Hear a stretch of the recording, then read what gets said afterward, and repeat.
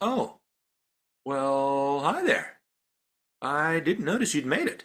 Let me turn on something invitingly jazzy, but doesn't stray too far into smoky bar sleaze. Ah, that's better. I apologize, my mind was elsewhere while drinking Modelo on the island of Kauai right now. Is that weird? Thanks for bringing me back to reality to intro the episode, big dog. We here at Bit Harmony pride ourselves on making what is undoubtedly the best video game music podcast hosted by two emotionally stunted shorties in the universe. We work our fingers to the brittle bone to bring you this show you love. Frankly, we probably work too hard, as evidenced by our ability to embark on a half-hour tangent on Netflix reality shows in the middle of a Donkey Kong Country 2 episode. For absolutely no reason. That's just how much we care about consistency, vision, synergy, and, market surplus. With that in mind, we also know how to play and have decided to absolutely coast by this summer. For the entirety of July and August, we're proud to deliver unto you our Summer of Nintendo, in which we find ways to do less work than ever while talking about games we're already strongly familiar with. We've even recruited a couple special guest co-hosts this season to really underline the degree to which we've given up on ourselves, forcing friends and family to pick up our slack. And that's not all.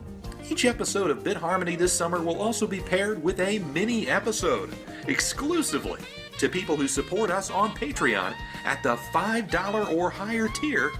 That's right, not only are we lazy, we demand to be paid and bottled. To kick off this summer of Nintendo in the most fitting way possible, here's Matt and Seth talking about WarioWare. Yes, WarioWare. Not Mario, not Zelda, and definitely not Pokemon. WarioWare. Take it away, boys. Yes, as you just heard from Boogs, this is the start of the Bit Harmony Summer of Nintendo. I don't know, I was going to say extravaganza. That seems like maybe a little too much. Programming block. How about that? How about summer programming block of Nintendo-oriented episodes, I guess. And starting us off is the WarioWare episode. Originally, I was going to have some kind of joke about I'm going to take the elephant pose to record this episode, but I didn't know if that would land, so I just didn't go for it. It lands with me. I like it. I don't know if a lot of people listening, I don't know how many WarioWare. I mean, I assume if people are listening to, I mean, we pride ourselves on making our episodes pretty accessible, I think, even for people who are not super fans of the source material. But, you know, the people who like requested this episode surely would know what you're talking about. I can't assume anything anymore. But yes, this is for all you WarioWare heads out there. As a reminder, we're not going to be doing any kind of comprehensive retrospective, going like one by one down the entire thing. That is too daunting, especially after that last episode we just did. So we just said, hey, why don't we just play some WarioWare music and then we'll talk about them. Yeah. So let's do that. And we'll talk a little bit more about what Summer of Nintendo even is after the first break and everything. Our intro this episode is Mona Pizza's song, the English version from Super Smash Bros. Brawl. We've talked about this before.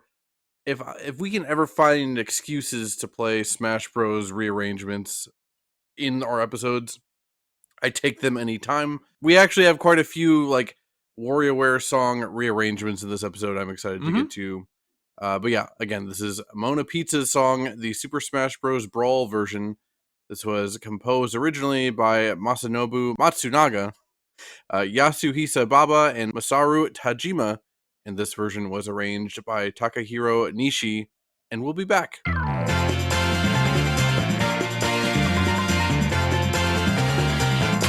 This here is Mona Pizza, makers of the world's best pizza. Fresh sauce and cheese galore, brought straight to your front door.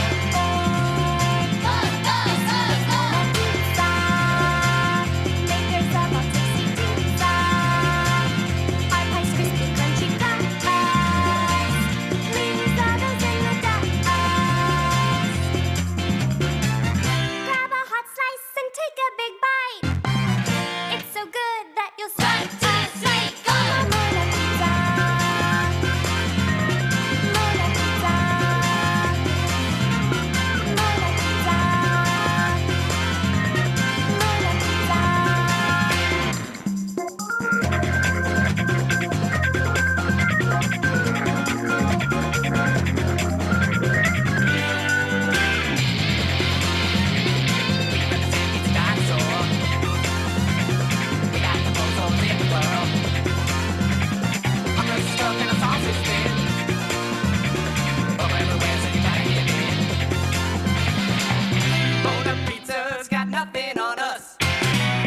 we've got 6 dinosaurs. Look, it's a dinosaur.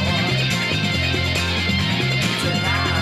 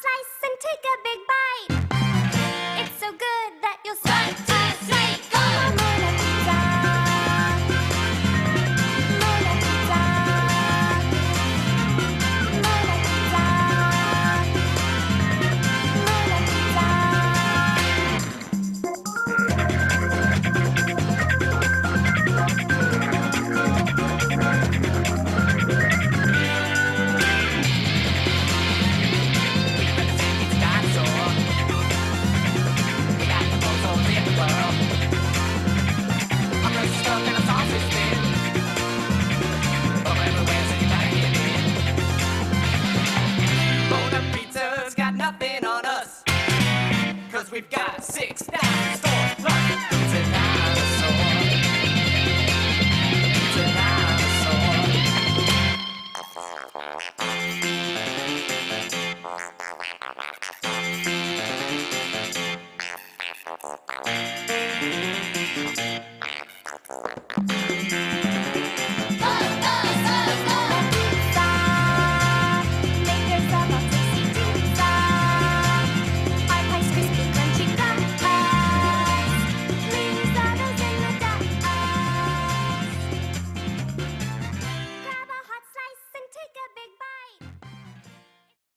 And that was Mona Pizza's song, the Super Smash Bros. Brawl version. So I hadn't listened to this in a long time. I haven't really, when I play Smash, for one, it's been a while since I played Smash Ultimate. And I'm like the biggest Smash head that I know. So I haven't even had a chance to listen to this in a while. But I'm never playing on the WarioWare stage anyway, unfortunately. Because I think the WarioWare stage in Smash is actually a fantastic representation of WarioWare inside of Smash Bros. You know, the fact that there are actual microgames that you play while fighting each other. It's incredible. So yeah, I was very nostalgic for this right off the jump. I'm like, oh yeah, this is my favorite version of Mona Pizza's song. And not just because of the Smash Bros. Brawl connection, but also this is from WarioWare Touched, which is my first WarioWare game. If I'm honest, I just didn't really know what the series was on the Game Boy Advance. I think I was excited at first when I saw it was announced and screenshots and magazines. I thought it was going to be like the next Wario Land game, because Wario Land 4 is one of my favorites on the Game Boy Advance. And then when I saw it wasn't that, I was just like, and then I just didn't think about it again. So yeah, it wasn't until the DS entry that I aged up. I grew up and I learned to appreciate things that aren't Wario Land.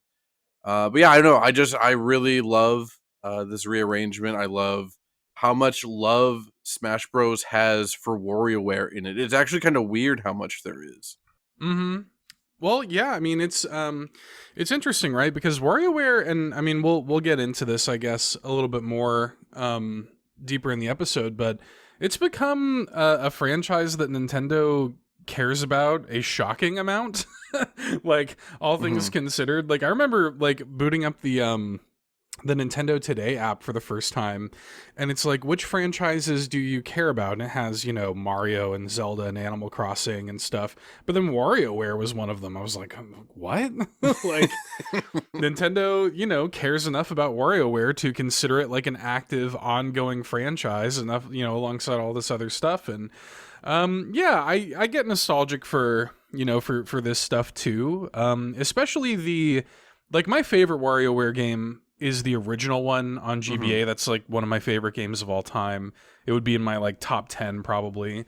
But you know, I really liked how the games like Twisted and Touched, like after, really expanded the universe of the game. And in particular, This song is really like special to me because I was very like enraptured by the idea of like Mona, you know, because in the GBA game she works at like the gelato shop or whatever, um, and then that turns into like Mona Pizza or whatever.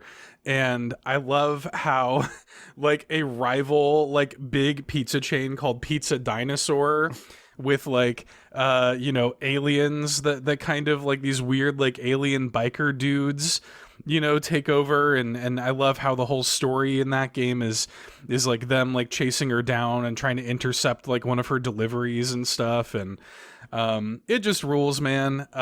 Pizza Dinosaur was my first big like online handle on a lot of you know, fan fiction forums and stuff like that. I would write under Pizza Dinosaur, so always really captured my imagination. And yeah, the song, like just that like 50s rockabilly kind of vibe that this has. You know, I love the crunchy guitar that comes in when it's Pizza Dinosaur when they start singing. I just love it, man. It's really good. The only thing about this rearrangement that I do miss, in the original version of the game, when you hear it like in the game, you would hear Joe, who's that like dog, like Mona's boss, that like dog guy with the glasses. You would hear him being like "Bellissima" and like "Buono." You know, I do miss that. But no, it rules. And yeah, it does. It feels like, you know, Smash, you know, pays WarioWare a little extra attention, which is nice. So. Yeah, the Pizza Dinosaur lyrics and stuff, that's probably my favorite part of the song just because it's just all so Yeah. funny, and yeah, just the guitar coming in and just going wild. Yeah, that's genuinely super funny. Though I also really love the fresh sauce and cheese galore, brought straight to your front door, and then it's Yeah. followed by the go go go. Like, for one, that just burned into my brain. Like the moment that part started, I'm like, oh yeah, fresh sauce and cheese galore. Yeah, I know. I love the energy of this, both the original version and the Smash Bros. Rearrangement. It has this manic energy to it that does a really good job of representing WarioWare musically in a fighting game. You know, Mm-hmm. and again, I talk about how much I like Sakurai and stuff in general all over the show. It's all over the place across all 32 episodes of the show so far. But a thing I don't like about Sakurai is that I do feel that he does not do a good job of representing. There's better representation for some series in Smash than others. I will Sure. specifically shout out that I feel like Donkey Kong and Metroid kind of get the short stick in Smash Yeah. Bros. They corrected a little bit with Ultimate, with like Ridley and K. Rool and stuff, but I don't know. I just didn't expect, like when Wario was revealed in Smash Bros. Brawl, he was the second new character revealed, or maybe the first new character revealed in Brawl, and he had on his WarioWare stuff. I'm like, what? They're Yeah. leaning into the WarioWare side and not like the normal Wario side, which it wasn't. By that time, it wasn't a complaint for me, but I was kind of shocked by it. But Smash Bros has does a weirdly good job of representing WarioWare in it, and yeah, we'll talk more over the course of the episode about what we like about WarioWare and what WarioWare even is. But for right now, we're going to leave you with that tantalizing Mona Pizza's song. If you're not aware of what WarioWare is, I can't imagine what you're even thinking right now. But You're jumping into the deep end, buddy. You're in the deep end with no floaties now. but yeah, we'll get there in a little bit. For general housekeeping this episode, we actually have some future housekeeping to take care of, which will become apparent why in a minute.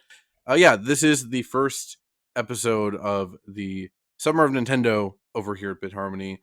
I figured at the top of the episode, instead of waiting to the end, we'll do this at the top and reveal the whole schedule for the next couple months of the show. So July 13th is when this episode, the WarioWare episode, is going up. And then we have a mini episode the following week on Wario Land 4. Also, that episode is probably going to come out real quick after this one, because we are trying to clear the path for Donkey Kong Bonanza, because Seth and I just really want to play that game without Hell yeah. having to worry about making podcasts. So that one's going to be coming out like literally within a few days of this one. July 27th, the next full episode of Bit Harmony is going to be on Xenoblade Chronicles X, And that is going to be with me and my wife, Natascha. We're kicking Seth out. He's no longer a part of the show. No longer I've welcome. taken full control. Yeah, yeah. We gave you a WarioWare episode, and that's it. You can just see the door by. Yeah, no, that's not true. We'll have another thing in a second. But yeah, I really wanted to cover Xenoblade something that isn't 3. And Right. my wife, like, one of her favorite games of all time is X. She put like 300 hours into the Wii U version. She's got like 100 hours into the Switch version. Just felt like a good time to bring her in and do that. And then the mini, the week after Xenoblade X, is going to be on Elebits, which is, we don't need to get into it now, but it is a kind of weird, like, understated early Wii game that I have a lot of love for. I know Seth has a lot of love for. The soundtrack is amazing. Yeah. And also, there's no chance we would ever cover that game in any other capacity than a mini. So why not just throw it in here? August 10th, then, is the next full episode of Bit Harmony. That is going to be on Billy Hatcher and the Giant Egg. And this time, I have been kicked out. That's right. You kick me out, then I kick you out. You cut off. It's just become a very antagonistic thing. Yeah, no. So I've been talking about doing something about this game with my friend JB. People who there's a little bit of crossover between this community and the Carpool community. My work with Carpool Gaming. People over on Carpool Gaming know JB. He is a musician himself. He does a lot of music for Carpool and stuff like that. And I've known him for a while. Really good friend. Really love that dude. And we have talked tangentially about doing something, talking about the music of this game for a long time because, you know, the game itself is kind of fun and interesting. It's like a weird little GameCube game, but like really the music is pretty standout. And yeah, it'll be fun to, it'll be fun to talk with JB about that. So I'm excited. I'm excited to hear that episode because I've never played Billy Hatcher, but I have heard a lot of the music and it is very good. So yeah, it'll be nice to just hear someone else talking for a couple hours about video game music. Yeah, sure. Get to be a fan. And then, yeah, the mini following the Billy Hatcher episode is going to be on Seth's favorite, Kickle Cubicle. Now we're talking. Now we're getting so far down into the weeds, you have no idea what we're even on about. I'll be honest, as big of a Nintendo dork as I am, I don't think I'd ever even heard of this game until you mentioned it a couple years ago. And I was like, okay, sure. The name Kickle Cubicle, I know what it means now, but I thought it had something to do with like offices and stuff because of the cubicle. Well, yeah, here in America, like cubicle means like an office cubicle or something. Yeah, no, it is in my top 5 favorite NES games. I love that game, and the music is really good. It's a really limited soundtrack, which is why it makes perfect sense for a mini. But I love this game, man, and it is still this is my one holdout. I'm like, Nintendo needs to add this to NSO for me to feel really happy with that service. Until they add Kickle Cubicle to NSO, I'm always going to be a little disappointed. Who published it originally, and do we know who owns the rights now? I don't know who owns the rights, but it was originally published by a company named like IREM or something like that. Okay. Mm-hmm. Yeah. I don't know what else but I assume they own the rights. I don't know. Yo, I think there's like an Irem collection that like is about to come out or just came out on the Switch, but I'm 99% sure Kickle Cubicle is not on there. I feel like I would know if it was. Yeah. I feel like you would know too, but maybe we're about to be in for a shock if we get on the eShop later on today. I'm Googling it right now. I swear I saw there was an Irem collection, but maybe I'm making that up. There is, but yeah, Kickle Cubicle's not on it. Yeah. Yeah. August 24th, after Billy Hatcher, the next full episode of the show, and what is probably going to be the close to the Summer of Nintendo is going to be Donkey Kong Bonanza. We are really, we're hedging our bets with this one that the soundtrack will be worth talking about on the show. I mean, seems like it. What we've heard so far sounds awesome. It's just one of those things. I have a hunch I'm going to want to talk about Donkey Kong Bonanza for a couple hours on a podcast. And even if the music ends up being like just pretty good and not amazing, I think we could still have fun with it and make a full episode of it. But I'm pretty sure the soundtrack is going to be fantastic. Yep, I'm pretty confident about that.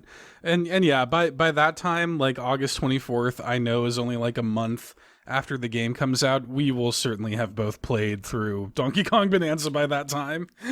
Dude, at one point when we were scheduling this, I almost thought about putting Donkey Kong Bonanza as like the episode after this one, because I'm like, yeah, it'll be fine, but no. Yeah. I want to give everyone plenty of time to decompress and whatever. No reason to rush, whatever, it's fine.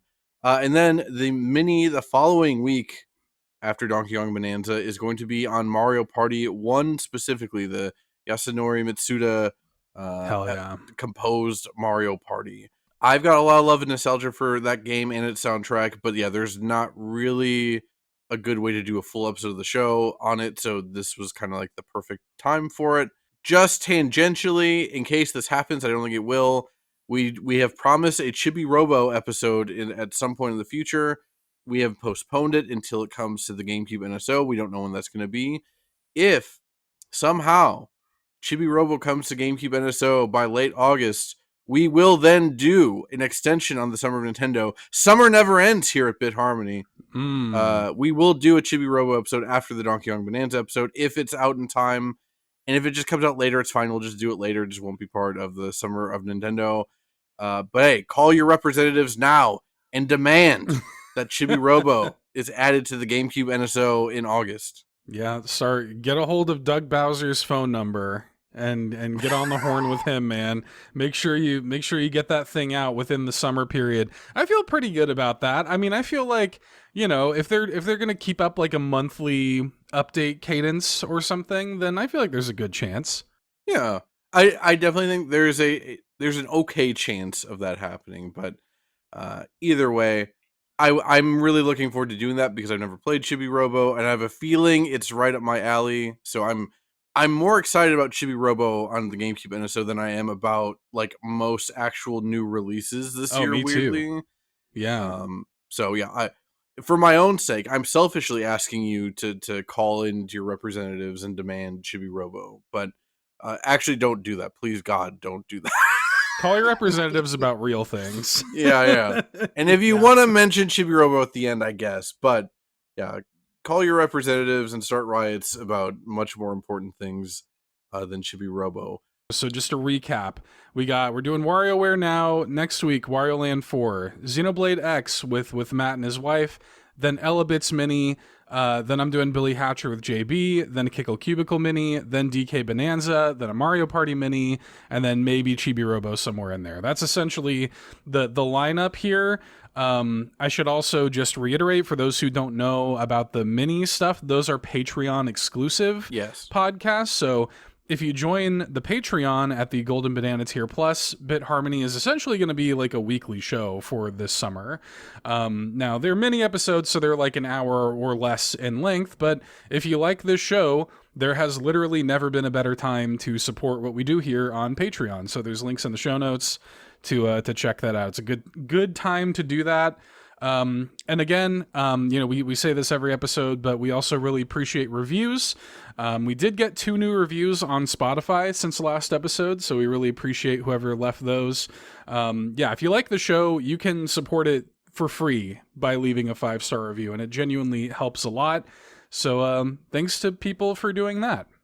Yeah, thanks. It just now hits me, so many things actually hits me now that I'm not the one talking, that if you like hearing me and Seth on a podcast together, unless you are on the Patreon, you're not going to hear us together on a podcast for like a month, which is interesting that's happening. That's true. Yeah. Do we want to still do State of the Nintendo Music address with the guests? And like voicemails we can easily do with the guests, but do we do stuff like that with the guests? That's an interesting... I can't remember if y'all... Did when Tosh was on the show last time, did y'all do it, or was that before we did this? It didn't even exist yet. I think that was like early November. Yeah. I mean, if we don't, then we'll be like saving it and have like 6, to talk about. So I think don't know. Maybe we ask, because I can already tell my wife when I ask her to give a letter grade to whatever is going to come out in the next 2 weeks. She's just like, I don't know. I don't care. So, but maybe I'll just force her. Anyone that listened to that Yoke Watch episode will remember that she did not crack a smile or laugh once at any of the YouTube comments I was reading off to her. It was. I now know what it's like to be a comedian, like bombing on stage. To just bomb. It was not good. Yeah, it's one of those, like, we really do make this show for us, and like if some of y'all like it, cool. Yeah. Yeah, that sounds good. Yeah, we can just play it by ear. I'm good either way. And really, at the end of the day, even if the guest, is not into that segment at all, we can at least just give our grades. They can deal with it. It's fine. Yeah, they can just, they can sit idly by for 10 minutes or something while we, complain about depending on what's going on. Complain about whatever was released on Nintendo Music. Which we're going to be doing in a second here too. Yeah. I have one quick thing. I don't know if you had much to say about the post-mortem on the last episode. I don't really have much other than I wanted to let the listeners know this text that Sean sent me after the last episode. If y'all listened to the last episode, you'll remember that Matt said something. We were talking about the way Sean smells for some reason or another. I made some comment about we're about to do like the smelly old decrepit, like say the Nintendo Music address, but it's the Sean Capri Presents. I had to clarify and make sure it was understood that I'm calling the segment smelly and bad and not Sean Capri himself smelly and bad. Right. That's what it was. Right. And then I think you commented that you imagine that he smells like grass. Freshly cut grass, yes, yeah. Yeah. So Sean texted me out of the blue, like the day the episode went up at like 8 p.m. Sean texts me, he says, I was outside doing some cleanup after working on the house all day. Sean's preparing to sell his house. He says, and I happened to be blowing away all the sawdust off the driveway and then also some grass clippings from when I mowed the lawn, all while listening to Bit Harmony and you guys wondering if I smelled like grass. In that moment, yes, I smelled like grass. So there you go. Hey, yeah, we nailed it. We called it. We called that smell. That's the called shot. We knew what he smelled like in that moment. That was a home run. So I just wanted everybody to know that. But otherwise, yeah, I don't really have any big post-mortem thoughts. It was just, it's fun to get back in the saddle and, some real good music and a lot of Mario Kart. I don't have much specific beyond. I do really like doing the mid-year check-in and the end-of-year episodes because it's just listening to the music and it's way more hangouty than some other episodes can be. Not that those other ones aren't fun too, but yeah, it was fun. Also, just like it's crazy how much Mario Kart World music there is and how high quality it all is, and like.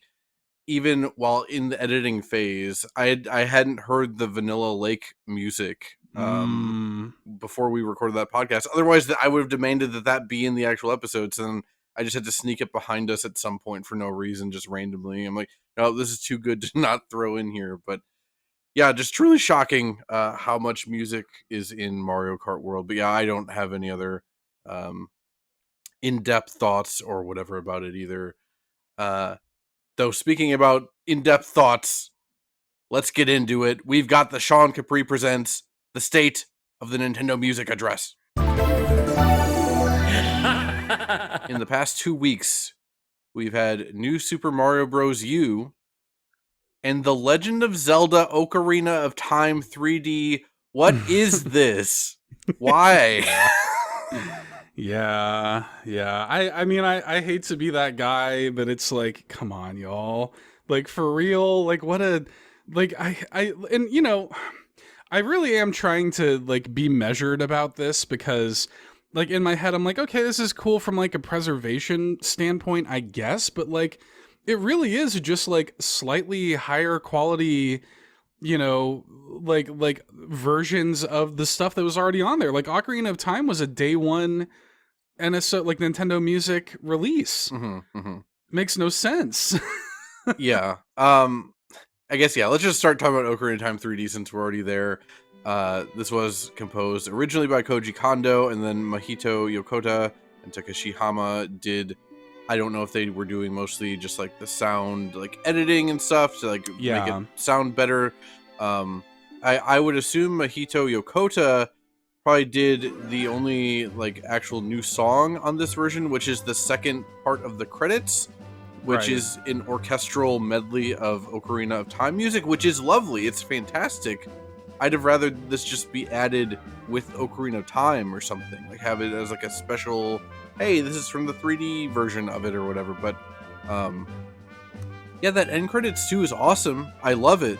It's really good, and I'm glad it's on Nintendo Music. But yeah, I don't know that it was worth adding all the other doubled up Ocarina of Time songs on here. Like this Ocarina of Time 3D is literally just like Ocarina of Time with higher quality visuals and audio. Like there's nothing to really talk about it. They're not new arrangements or anything like that. Like it just is the same music, just higher quality. Yeah. Right. Besides this end credits too. And then, I'll be honest, I remember hearing the end credits too when this game was new in 2011 and being like, oh, so they knew that we wanted this, but then they didn't do it. Like, and again, I understand, like, there is something to be said about, like, just giving you a better looking version of what you already have and not, like, completely rearranging everything. But, like, come on, man. Like, the 3DS was a huge flop the first, like, 9 months it was out. And I promise you, I would have been way more excited about the prospect of Ocarina of Time 3D in the first place if they had, if everything was as it is on release, except they actually did an orchestral soundtrack. Like, why not? It doesn't, I don't know, like, this actually brought up, like, bad feelings I had about Nintendo, like, 13 years ago. Like, it's weird. Yeah, I mean, I'm with you. It is funny, though, because, like, I think when that game came out, it was a little bit of, like, Stockholm Syndrome because the launch was, like, fairly bad. There was some good stuff at launch, but, like, you know, the launch lineup of 3DS was just okay. And then, like, we were really kind of stranded in the desert, and then that finally came out, and it's like, okay, like, now there's something, but it really is just Ocarina of Time again in 3D, and that's all well and good. I should also say, I want to just reiterate, and I feel like I've said this before on the show, like, I'm not here to talk about the quality. Ocarina of Time is one of the most iconic games and soundtracks of all time. Like, that's not what's in question here. It's just, like, the viability of putting this as one of the limited Nintendo music drops that we get these once a week typically, and it's like, it almost feels like a wasted week. It's like, you know, like this, like, yeah, I'm with you. I almost would have rather, like, when you're putting Ocarina of Time on the service, put the highest quality versions of those songs available, and then if there's something new, like End Credits 2, put that on there as like a special single or something from Ocarina of Time 3D. It is what it is. I don't run the service, but it just felt like a wasted week to me. It's just weird because, like, part of, like, a weekly release cadence is to, like, build up, like, excitement and, like, oh wow, they're adding this week, I can't wait to see what they add, like, next week or whatever. And, like, yo, it's Ocarina of Time 3D. Like, there's nothing, there is literally nothing to get excited about beyond that End Credits 2 is a very good Ocarina of Time medley, but, like, that's not enough to justify the entire thing. With New Super Mario Bros. U, this was composed by Shiho Fujii and Mahito Yokota. How do I say this? I don't mind any of the new Super Mario Bros. Soundtracks. Like, they're nothing amazing, but I don't get offended by the wahs that other people do, you know? I think it's fine, but also, like, yeah, I'm not gonna listen to, like, basically any of this, you know? Right. Yeah, I do get offended by the wahs. I don't like them. I don't like them. Well, I shouldn't say that. When like that series first started, I found it kind of cute and charming.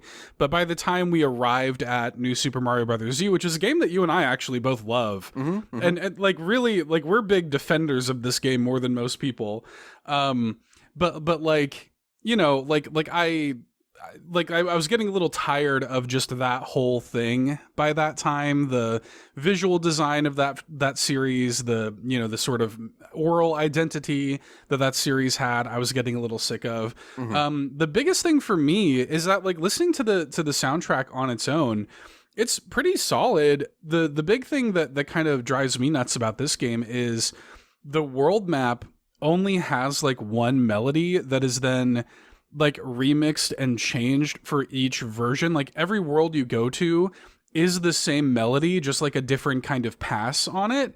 And like it works okay in some of them, like that sort of like rock area I think sounds pretty cool. It kind of sounds like a Zelda song almost, removed from everything else, but it is still the same melody for every world, and so it just winds up becoming a little like repetitive sounding. It's not like Vanilla Lake or something like that, or like these, you know, these standout things when you're playing like a Super Mario World and you're in like a different world and it really does feel different because of the music.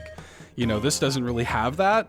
But it's still like, it's solid, it's fine, and I like the game a lot, and I'm glad that it's on here. But this again was not something, I'm not going to go back to this. I'm not adding these to like any of my playlists or anything like that necessarily. It's just kind of fine. Yeah, I'm with you. I think the only song that I really remember thinking was like genuinely like good is, again, the staff credits theme. But also, we've talked about this before, like Nintendo just puts out some of the best credits themes of all time. So yeah, it doesn't surprise me that even in like a game with like as middling of a soundtrack as New Super Mario Bros. U, even that has a really good end credits theme. But yeah, I love New Super Mario Bros. U as a game. I would go as far as say that I think New Super Luigi U, the DLC, I like that more than Mario Wonder. I think New Super Luigi U might be my favorite 2D Mario, period. It's really good. It's really, really good. It has some really fun ideas. I love the emphasis on like every level only has 100 seconds on the timer or whatever. Love that. It's so cool. Like, I understand it was also partially done to create shorter stages to get the DLC out faster. I understand that, but it genuinely created some pretty cool level design. So what I'm about to say, I don't want to be reflected on New Super Mario Bros. U as a game, or even Ocarina of Time 3D as a game. But it's, again, solely as a Nintendo music drop, I'm going to go ahead and give this a D-. I think end credits to on Ocarina of Time 3D is awesome. That's kind of about it. That's about all I've got to say. Okay. I'm glad we both wound up in this category, because I did feel like I needed to make a bit of a statement with it, and it is the kind of thing where, you know, again, this is not a grade of Ocarina of Time. It's not a grade of Mario U. You know, like, I like both of those games. But yeah, as a Nintendo music drop, this was maybe the worst one yet for me. So yeah, I was going flat D on it. You know, I'm a little, I guess, above you, but still, it is a D through and through.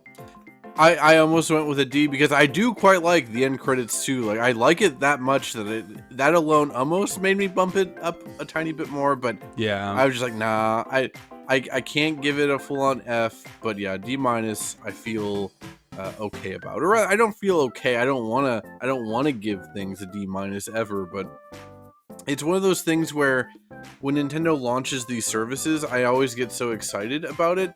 And then, like, usually within, like, 6 months to a year, everything is, like, slowed down. Or in this case, they're just, like...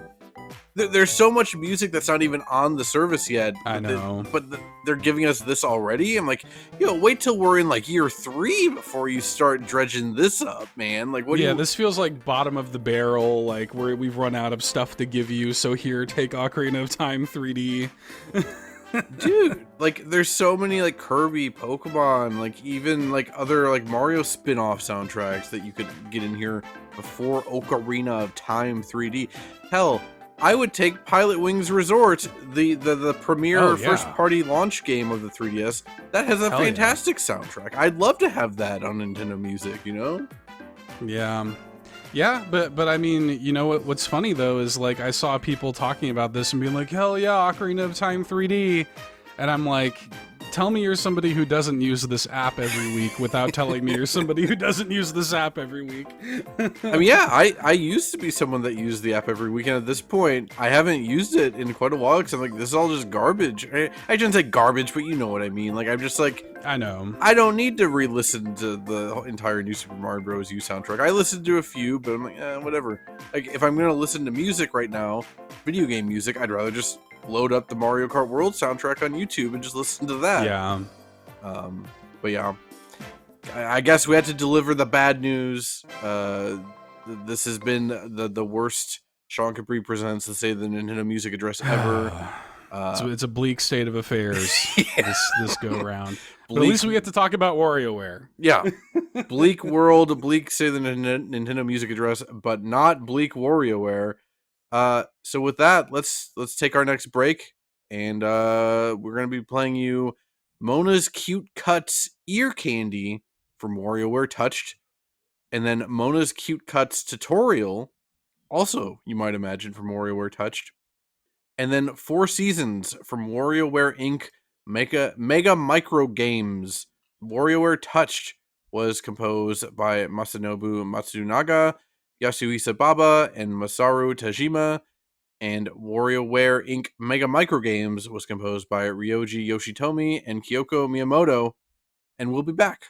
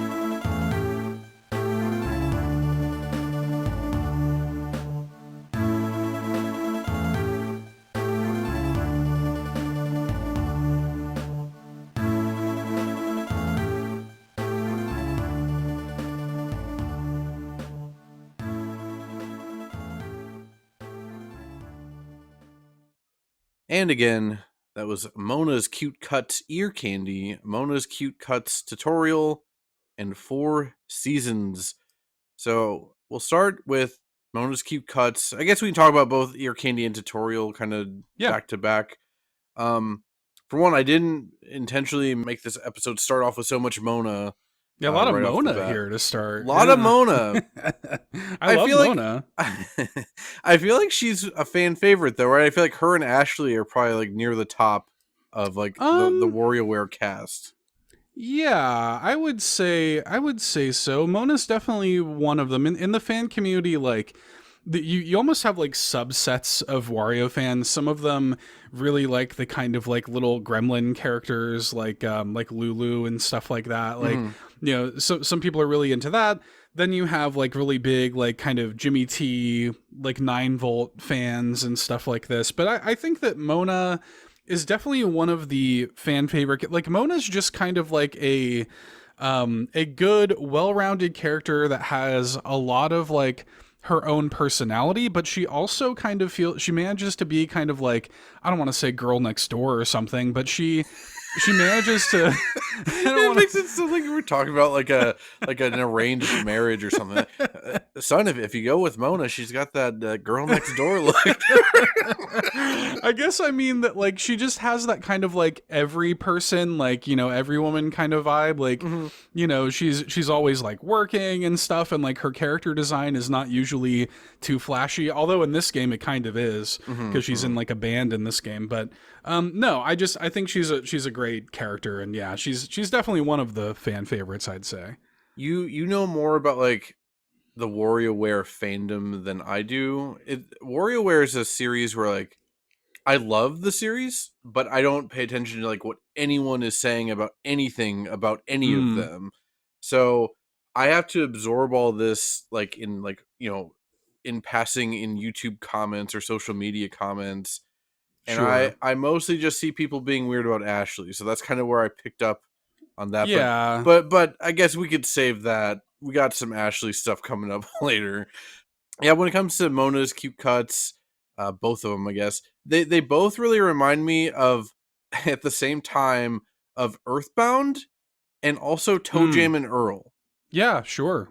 Like, I don't know, the record scratches and stuff. I also forgot, until making notes for these, that the DS was the first Nintendo handheld with built-in stereo speakers. Before that they always had just one speaker.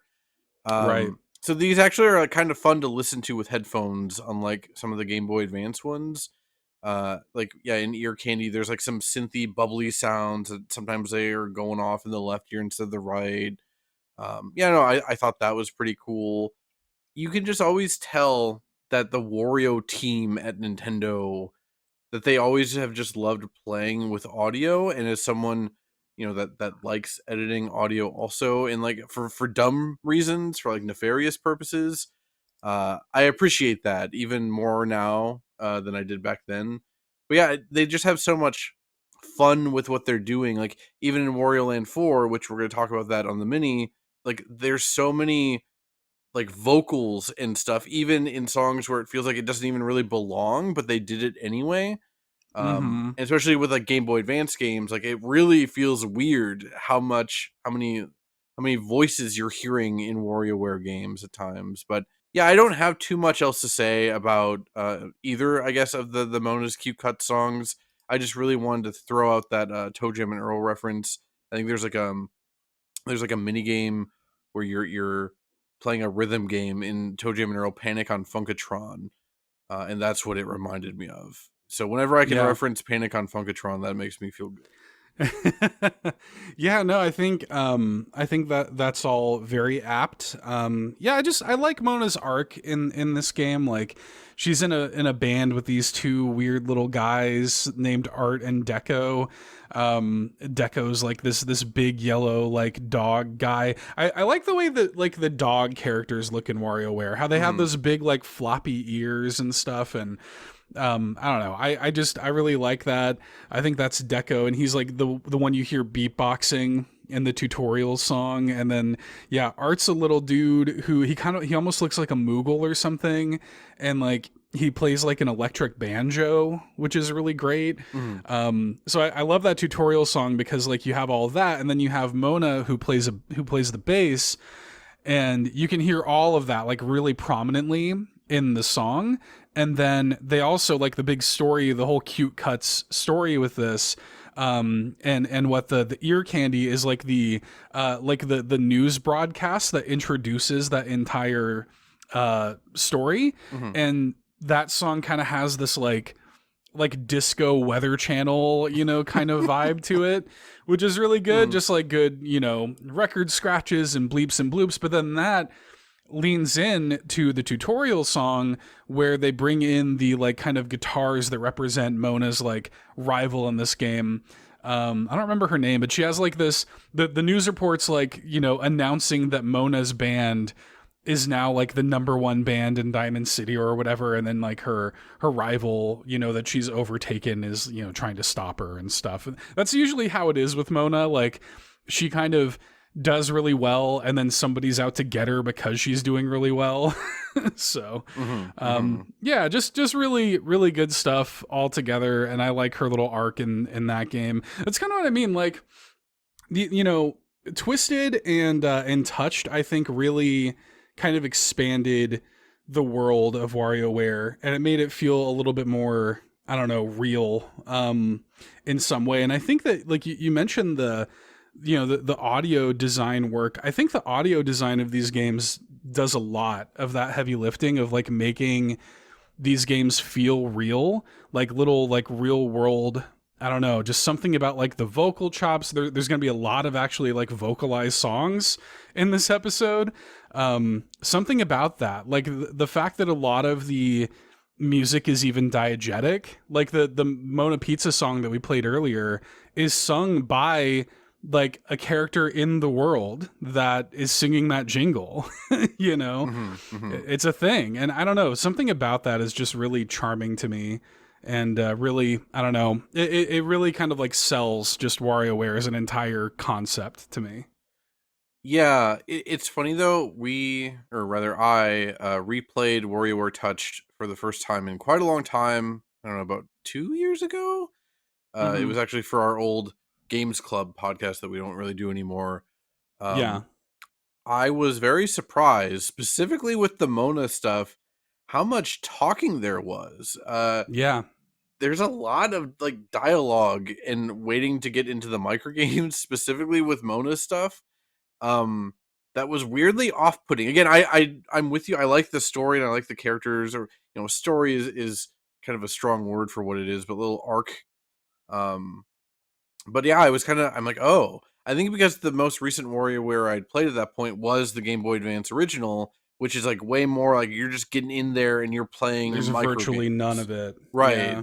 And so to go from that directly into Touched, I was like, oh, okay. Like I didn't remember that there was this much talking and stuff. I do think, I remember at the time when Touched came out that people were saying they didn't like, they felt that, Touch kind of lost out a bit on the purity of the Game Boy Advance games because it was all touchscreen controlled as opposed to button controlled.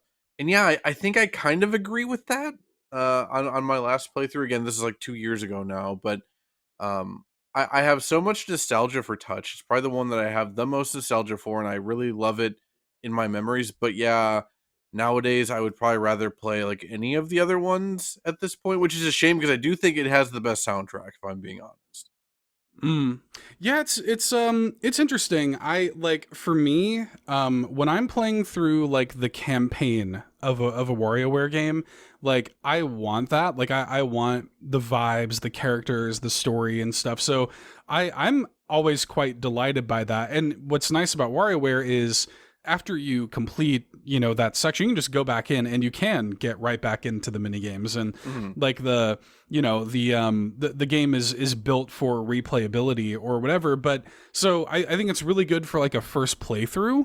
I could understand coming back to it, kind of wanting that purity, I guess. And yeah, like if I have to pick one over the other, like I said earlier, that GBA one is still my favorite overall. And the purity is, I think very cool about it. The kind of pure arcade nature of that is really good and charming. But you know, like for me, what charmed me so much about that game when it came out, and really all of these games, is I almost feel like I get a little bit of an update. Like I feel like I'm like getting to hang out with my friends, you know, or something. I don't get to see them that often. It's kind of nice. Like, it's kind of cool that like, oh, Mona's in a band now, and you know, and what's going on. I kind of like with every new entry, it's like, oh, like they're going on like a little vacation resort this time and move it and stuff. And I don't know. I always really like that. It's actually kind of crazy that Nintendo's never done anything else with these characters, because to me it feels like each one is kind of already like they're a mascot in waiting, you know, like Right. I would have totally played a new Wario Land game that plays more like Wario Land but has all these WarioWare characters in it, or something, you know, like I feel like WarioWare get it together, and I know we're all over the place, but whatever. You know, they give you a little bit of that where you actually, for the first time, you play as different characters and they have their own abilities and stuff. And I quite like Get It Together. We'll talk about that later, but I don't know. I feel like where are the WarioWare characters in Mario Kart, and where are the WarioWare like playable characters in Smash and stuff? I know we were just saying how good WarioWare representation is in Smash, but like, come on, give me Ashley in Smash, a magic user. That'd be so cool, man. Mm-hmm. And we'll also talk about Pyoro later. I think Pyoro is like a fantastic character design, like unironically. Yeah. Like sincerely, I would love to have an actual full Pyoro game, or rather even like a $20 eShop thing starring Pyoro, but that had more of like a story and adventure. I love Pyoro. I loved when he showed up and Get It Together. Whatever. We're really all over the place. It's okay. I mean, that kind of fits WarioWare though, right? Because like we still haven't really explained what the games are, just because like I don't know, there's not really a good time for it really. Yeah, if you're not aware, WarioWare is just this series of games, and each entry is just a bunch of micro games, like these games that you are, besides the boss fights, you're going to be solving all of these micro games in just a couple of seconds usually. Like that's why this episode kind of worked as like just talking about the series as a whole, because there's not that much we can talk about with the gameplay. Like each entry has its own specific like gimmicks or whatever. Like, you know, we talked about touch being fully touchscreen controlled, smooth moves is motion controlled and stuff, but like you still can't really dive into the gameplay that much, because oftentimes you're just pressing a button at the right time every few seconds. Usually a button. Right. Yeah. But yeah, like it's all this stuff around it that makes it so much more interesting than it otherwise would be, because these games work really well as like pick up and play for either 5 minutes or even like an hour game. But if you take away these characters and the colorfulness and the goofiness and all this stuff, I wouldn't be nearly as attached to it. So like we kind of have to talk about the characters and, again, the quote unquote story, because like story, again, it's not the right exact word most of the time. Get It Together actually they kind of really actually had an ongoing story in that one that was not where I was expecting them to go. But yeah, it like Seth said, it's spending time with these characters that have really cool designs and whatever. So yeah, we're not going to be talking that much about the gameplay of most of these, maybe like a little bit, but yeah, it's mostly going to be a music and vibes kind of thing. Speaking of vibes, tell me about Four Seasons. This was a demand of yours. Yeah, I think that, like, this is definitely, for WarioWare fans, this is one of the songs that really comes to mind, especially, like, the original version from the GBA. Like, something about, this is the song that plays during Cat and Anna's stage, and I love Cat and Anna. Like, I love, they're these, like, you know, kindergarten ninjas that are, like, training, and all of a sudden, like, their master, you know, like the Emperor of Japan. I think it's like literally the Emperor of Japan in like feudal Japan is possessed by a demon, and they have to like save their master and take down this demon possessed emperor or whatever. And you know, their games usually are very like nature themed and stuff like that. And it's a very cool like vibey portion of the game, and the song plays underneath it all, and it's just this really beautiful, like, I don't know, when I was a kid playing this for the first time, it really kind of felt like haunting and like otherworldly. Like, I don't know, like it almost felt like I shouldn't be playing it. Like it almost felt like it was like I don't know, like I was uncovering something. There's something mysterious to it. Like the voice is so like just longing and like sad, and even the lyrics, like I don't know if you've looked up like the translated lyrics for the game, but like it's pretty sad, you know, and it's just kind of funny to have it like underscoring this, you know, collection of microgames where you're like counting frogs or whatever. You know. Yeah, no, I did not look up the lyrics. This is one of the times where I figured that the song was conveying like everything I needed to know just from the tone of it and stuff. Also, usually where I look up the lyrics is in the YouTube comments, and then the only person that posted the lyrics, like the actual original Japanese lyrics, when you hit translate, it translated it incorrectly. Like it was very obviously incorrect, and then the people were laughing about it in the replies to it. But yeah, there's not that much I can say about it as a song so much. Like it's a very like traditional Japanese like enka song going on. And yeah, it's just super sad and somber, but it's also got some of that Kill Bill energy of like unendurable vengeance at the same time. Which yeah, is it's very funny. Like yeah, like those are two vibes that I do not associate with WarioWare, or even like really most Nintendo stuff in general, but especially WarioWare. Though that said, again, I do want to talk about from like a technical aspect, and Seth already brought it up, how insane it is, the idea of like playing this on your crackly Game Boy Advance speaker back in like 2003 when this was new, you know? Like I can't emphasize enough, like this team was like so far ahead of its time and like messing with audio in video games, because like I said, the Game Boy Advance had a mono speaker and also a way worse sound chip than the Super Nintendo. But despite that, Nintendo was all about porting Super Nintendo games over to the GBA, and it felt like, I don't know how you felt about this. In Super Mario Advance, which is a port of Super Mario Bros. 2, they added all these voice clips to it. I know. And it's crazy. It's actually insane. Like, for one, this is back when Toad didn't sound cute. Like, he still had, like, his little voice. And I remember specifically when you would defeat Birdo in a level, and she drops a crystal, and then Toad, you pick up the crystal, and Toad just like, a crystal. I'm like, what? Like it sounds like my Game Boy Advance is gonna like the screen is gonna crack from like the trying to get these voice samples out. And you know, the Link to the Passport, like Link, every time you swing your sword, he's doing the Ocarina of Time, like ha. But you're doing that way more often in Link to the Past than in this, you know, faster paced 2D game than you do in Ocarina of Time. Like, it's straight up annoying. And I just remember at the time, I didn't have the words to articulate this, but I remember playing these games on my Game Boy Advance and being like, this feels like not Nintendo to me, because it was a time when they leaned into like, oh yeah, we have the memory available on the cartridges now to put in crappy voice samples, and we're going to play them for you all over the place. But like, it's like bad mostly.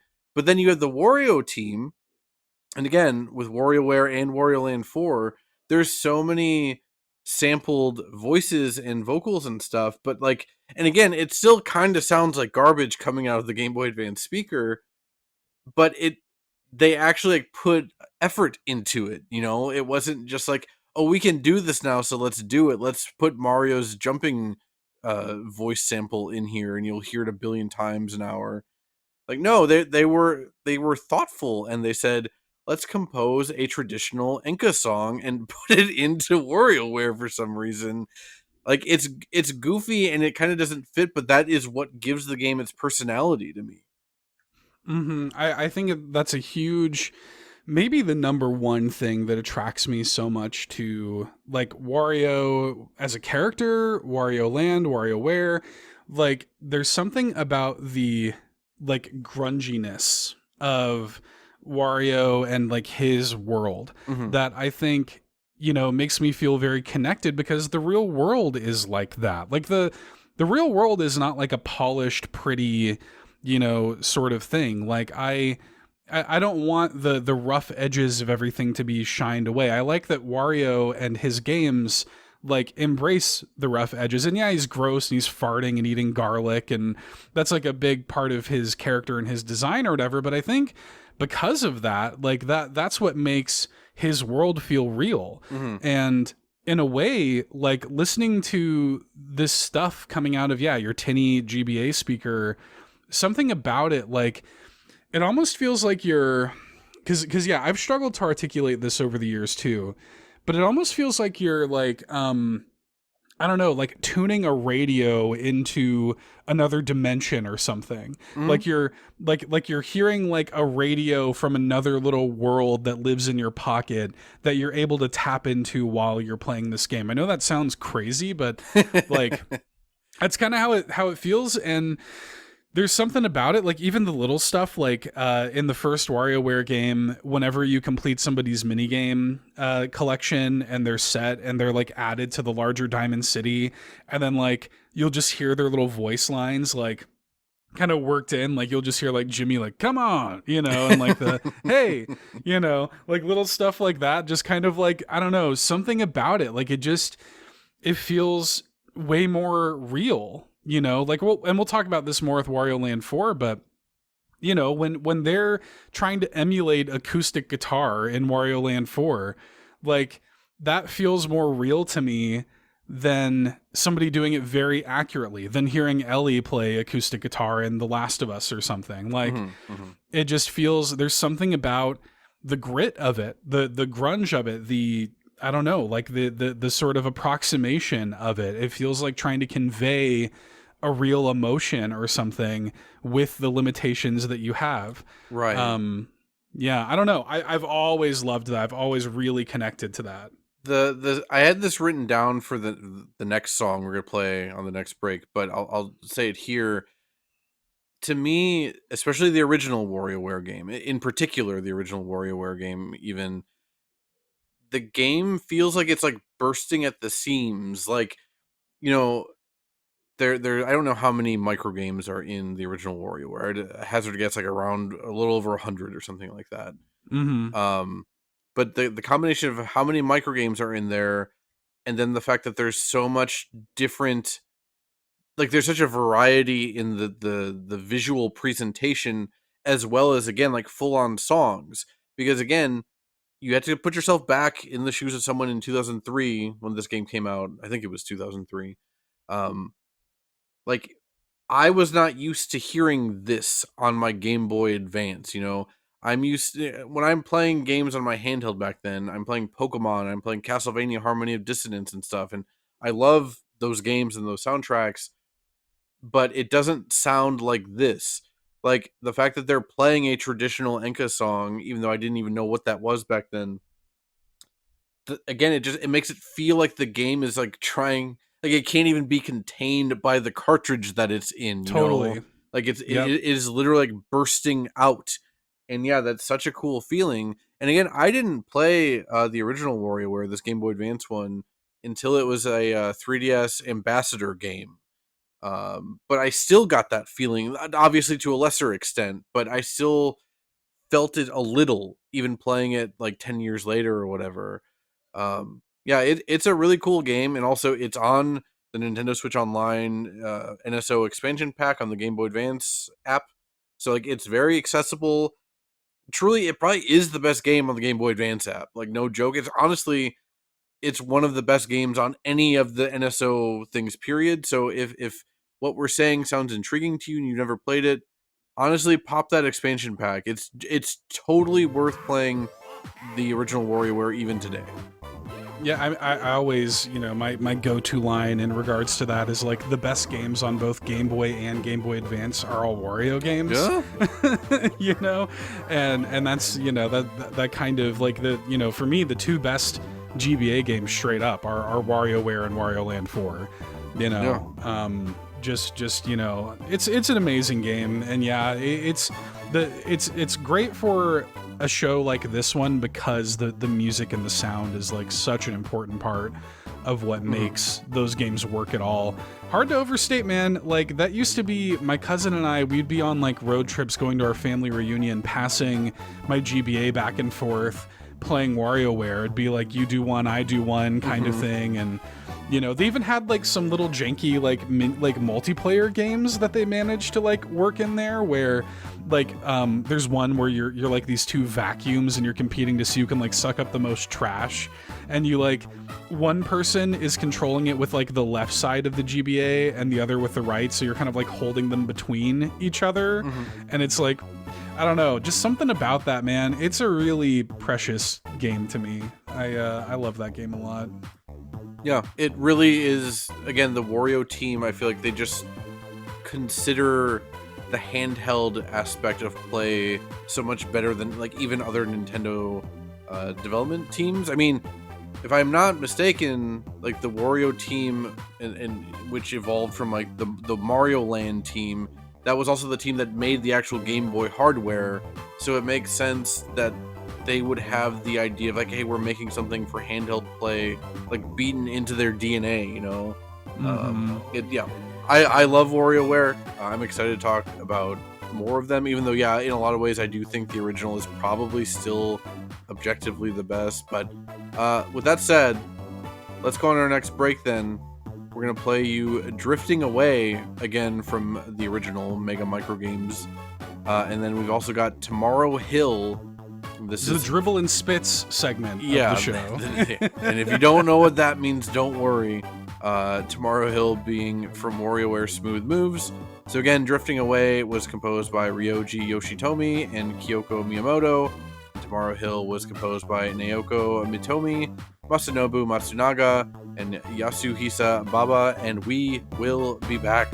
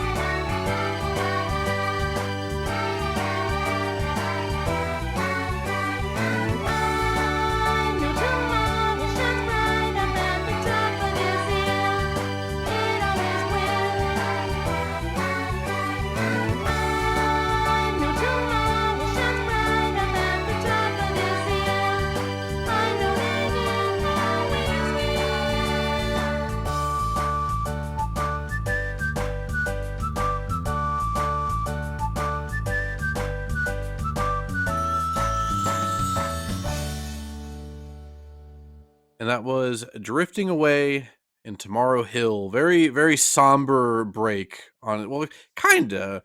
Tomorrow Hill's kind of uplifting, but yeah, Drifting Away just has that like I don't know, that like I'm driving away into the night and I'm never gonna see you again kind of vibe going on. It is worth noting we did break for Drifting Away all the way back in the very first episode of this very show. I told you this a couple weeks ago that like I've been kind of stealthily trying to do full episodes of every game that we talked about in that very first episode, just doing it gradually. I'm very impressed, honestly, with the restraint we displayed in not doing a full WarioWare episode until now. It just feels like something that in most other cases we would have done within the first like 5 episodes, basically. Yeah, no, I think I think it's just, it's something that we could have very easily done, at any point, really. And also, we could have done a full episode about the first game. We could have done a full episode about smooth moves or whatever, most of these games. So, yeah, I don't know. It is kind of a cool full circle moment. Because, yeah, when we did our kind of like first episode, or like kind of get to know us episode, we each picked like 3 very like formative songs to our like musical taste. I think it was 3, right? I think it might have been like 4, but I don't remember. Was it 4? Yeah, I don't remember either. But this was one of mine. Like, this is a pretty life-changing moment. Like for those who don't know, this is again another GBA WarioWare game song, and Dribble and Spits are these characters in the game who run like a taxi service. It's a dog and a cat. And they run a taxi service, and their plot lines in these games always kind of involve them like, picking up like a fare, like a customer, taking them to their destination. There's always like some weird, circumstance. Like at the end of Drifting Away, it turns out like the character's like a mermaid or something. In Tomorrow Hill, they wind up getting like they're like an alien and they get like taken by a UFO or whatever. So like they always have that kind of going on, but they always have these really vibey like kind of aesthetics. And in the first game, if y'all have never played WarioWare, you should at least look up a video for just how evocative like the entire setup is. The dashboard of their taxi while it's like raining, and just something about it, man. The rain hitting like the windshield, that kind of wavy, kind of effect of the water on the windshield wipers going off, the sort of neon of like Diamond City at night. Like, it's just one of the most like evocative, like tonal pieces in any video game ever for me. And like having this song underscoring it, like we just spent so much time talking about how much more real the world of this game feels because of the music. Having this coming through the taxi cab speaker, like I should notate that not only is the character that they're picking up, the fare, in this first game, like a weird mermaid person, it's also implied to be you, like like the player. So yeah, I the guess shot from the point of view, right? Yeah. Yeah, well, yeah, because like even like the character will be male or female depending on like what you chose when you started your file on the game. And in fact, I think that's like the only reason they have you choose like male or female, is so that they can reference that in some of the games, this being one of them. So the idea is that they're picking you up and you're like in the back seat of their taxi while they're driving you in this like kind of rain slick neon town. And it's just, and you're like hearing this song over like the radio or something. It's just amazing. And like at certain points during the song, they'll kind of change the station. It's playing the same song, but with a different style to it. Like there's like, my favorite one is probably that kind of like bossa nova kind of style, take on the song. It's amazing, man. Like I think about it all the time. I really want to do like a video like expressing just how much I love this whole moment in this game. It's really something else. Yeah, I haven't listened to our original episode since it was new, so I don't know if I'm going to repeat myself at all with any of this, but yeah, it's specifically the windshield wipers going, because like I don't know, like I love the rain just in general. I do too. There's basically nothing I love more than like being home when it's raining with nothing to do. But I also love being in a car when it's raining, and a car at night when it's raining, and on like a highway. man. Oh my god, like that's Yeah, dude. like I don't know, I have so many memories. I don't know, I guess as a kid, me and my mom were just driving a lot at night for some reason. But yeah, I like seeing the Milwaukee skyline at night while we're driving home from my grandma's and stuff. Like I have all kinds of memories associated with like being in the back seat of a car and like windshield wipers going. So like I guess for me that's mostly it really is mostly the windshield wipers. And yeah, the song itself is great, and yeah, I love the context of it, like the changes to the song being like the changing of the radio stations and stuff. But yeah, it's really those windshield wipers. Like, and again, I know if you're an adult now, like the time for you to experience this magic has probably passed you by. But then again, maybe not, because again, I didn't play this until I was like 20 or something, and I still got a bit of it. There is something like very beautiful. Again, what was saying earlier about like, even though this is like a cartoony, goofy game where you're just playing a bunch of micro games and like there's a bunch of like fart jokes and stuff. Like, yeah, that is what this game is, or what these games are for sure. I'm not denying that. But they do also like they are trying to evoke like feelings in you. And yeah, the dribble and spits ones in particular are very like, I don't know, like they tend to be very like, for one, like dreamy, I guess. Yeah. I guess because like they're in these situations where they're giving weird beings different weird beings rides in the taxi or whatever.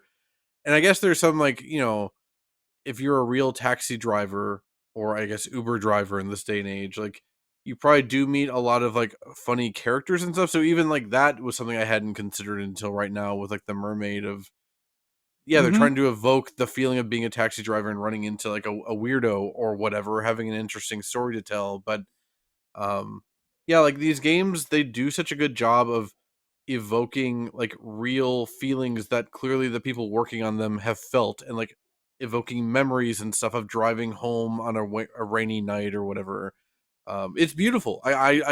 Genuinely love this.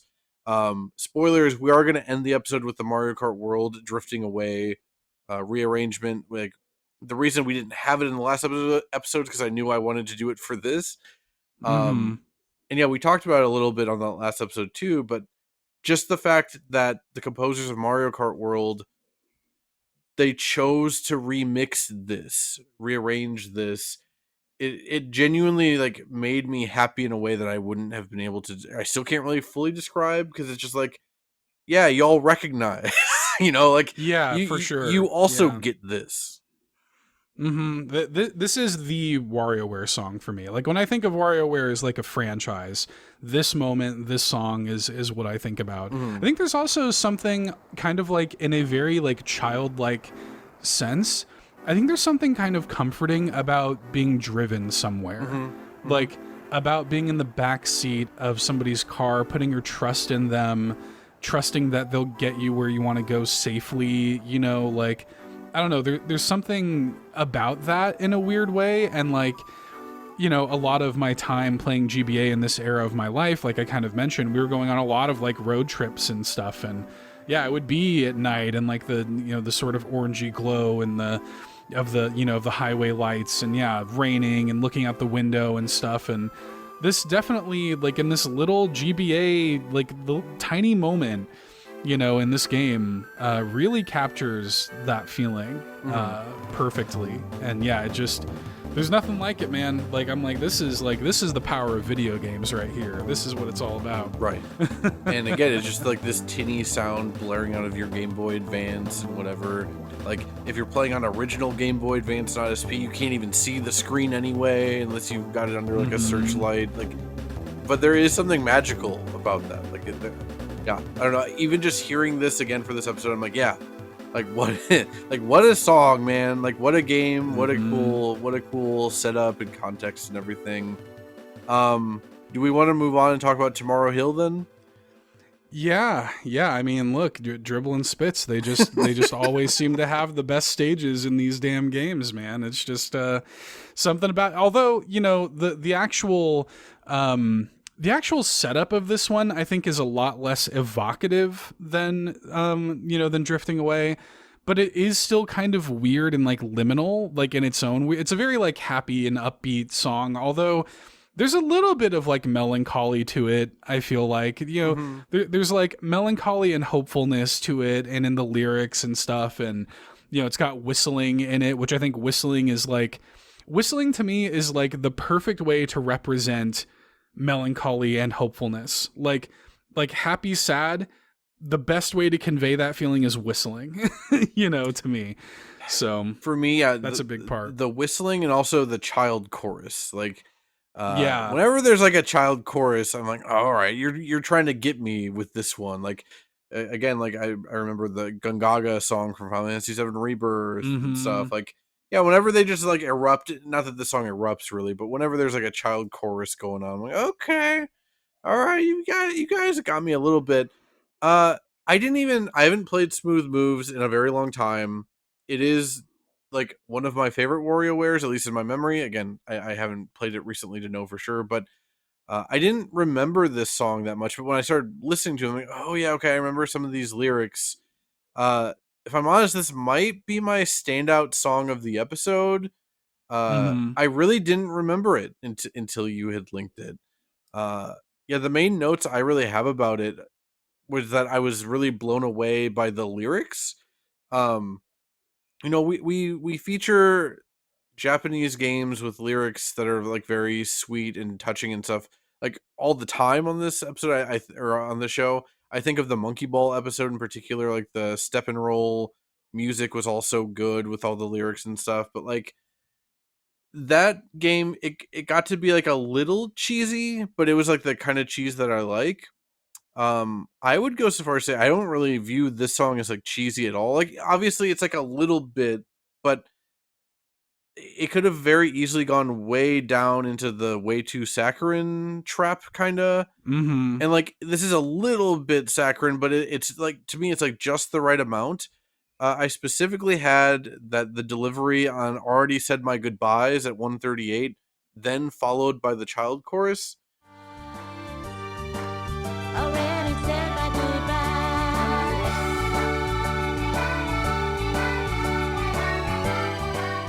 If that line delivery on Already Said My Goodbyes was any bit different, it would have made the song so much sadder, But she says it so confidently. There's right. Like this, and that's what the song is about, right? It's like I've made peace with all of this, and like we're taking our strength into tomorrow, kind of thing. Yeah, that genuinely got me. That delivery and Already Said My Goodbyes, followed by the child chorus. It even right now, it genuinely kind of got me. Well, and the funny thing about this too is if we're talking about the song diegetically, Drifting Away almost feels like something you're hearing over the radio, and it's almost like they were aware of like the enhanced sound capabilities of being like a Wii game or whatever.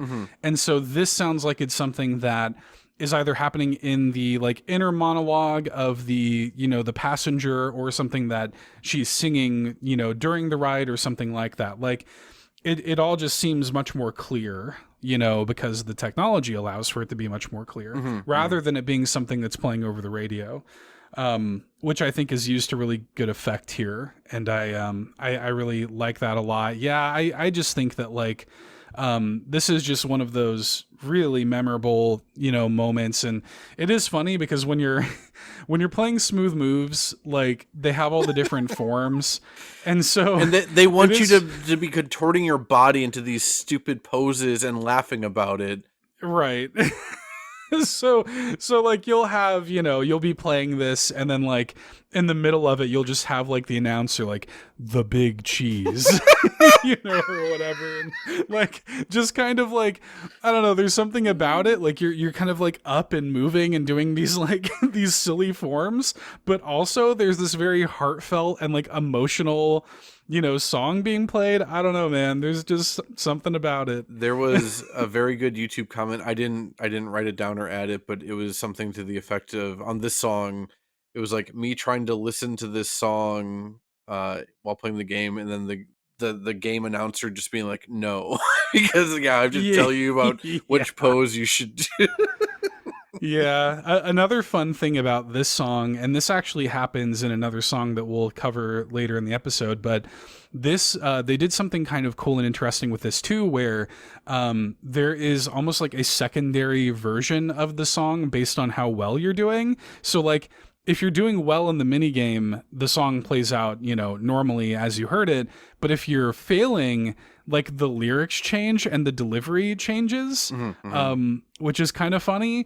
And they'll, like it almost like, if I remember right, some of the lyrics talk about like, like wheat and like maize and stuff like that. Like, it kind of reminds me of what we talked about in like the Stephanie episode, like being in, the Midwestern United States where everything's just like flat and there's like cornfields all around you. Like the kind of failing lyrics almost like tap into that. And even when you look at like this, point in the game, the landscape is all just flat and like sunny. And I don't know, it kind of reminds me of Illinois or something. Like just the area that you're in. Yeah, there's something to that. And I think it's really cool that like they essentially made two songs and have a version that kind of comes in and out depending on how well you're doing. Yeah, I didn't remember that. I saw people talking about it, and yeah, I definitely was not aware of it on the other song that does this that we'll get to later in the episode. Was there anything else that you wanted to add about Drifting Away or Tomorrow Hill? No, they're just great. And yeah, Dribble and Spits, they always have the best sections in these games. Do you have like a not exactly definitive, but like when you buy a new Wario game, like besides like the Nintendo retro games, like do you have any like particular standouts of like what character you're most looking forward to? Because like either them as a character or the mini games that they offer or anything. Yeah, I mean, there's some like mainstays, right? Like I'm always looking forward to Dribble and Spits, because there's not every Dribble and Spit section in the game is like this, but often there's usually some kind of fun or cool thing. I'm always looking forward to seeing what Orbulon's up to. Yeah. I love Orbulon. Anything involving Krygor, because there's always like some kind of weird like either fruit or like poop, like toilet, sort of thing. So it's always like that stuff. Yeah, I'm always looking forward to seeing it. Like if there's always like some kind of Pyoro game or something in there. Which I'm always looking forward to. So, yeah, there are a few things that I'm kind of always, and yeah, obviously 9 volts and the Nintendo stuff, but, yeah, like there are a few little mainstays like that where I'm like, like we're kind of settling in now. Like it really does feel like, how people will like rewatch like, The Sopranos or something because they feel like they're hanging out with like their friends or something. We had to stop the podcast. We can't compare WarioWare to The Sopranos. I think it's not a bad comparison, honestly. No, I'm just joking. I just think I don't know that anyone has ever made that comparison ever before. But you know what? Wario kind of has like the body type of a Tony Soprano. I have not rewatched The Sopranos in a long time. I loved it when I was younger. I don't know how it holds up today. I would guess not well.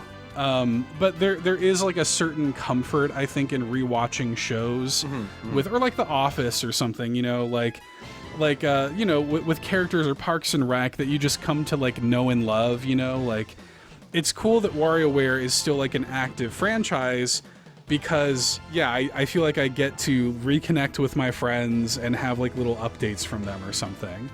So yeah, I always look forward to seeing what's up with people in these games. It's funny. I think besides Pyoro, I think Orbulon is my favorite character. Again, yeah, I like the weird dudes, and he's like this really skinny alien dude that's studying Earthlings and stuff. A lot of his microgames tend to be focused on like human culture, like art and like buildings and stuff. I just find that I find that very neat. I find that like that's maybe the best combination of like the aesthetic with the story of the character usually. Yeah, I quite like Orbulon. I would like it if he got, I don't know, more of a focus. When I say that, everyone kind of has a similar level of focus. I just mean basically that Nintendo should add Orbulon to Mario Kart World. Is basically all I'm I saying. would love any of these characters in Mario Kart World, to be honest. Yeah. Like that was when I heard the drifting away I was like, dude, if we get any kind of WarioWare, like anything, I will actually freak out. Yeah.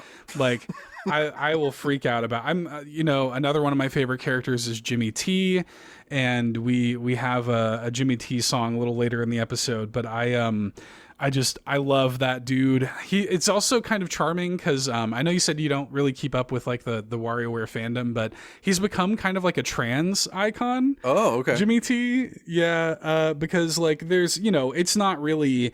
I think it's mostly the fact that like Jimmy T wears like wigs and stuff like this, and kind of like a trans, like maybe he's like a trans man or like he's like a drag queen or something like that.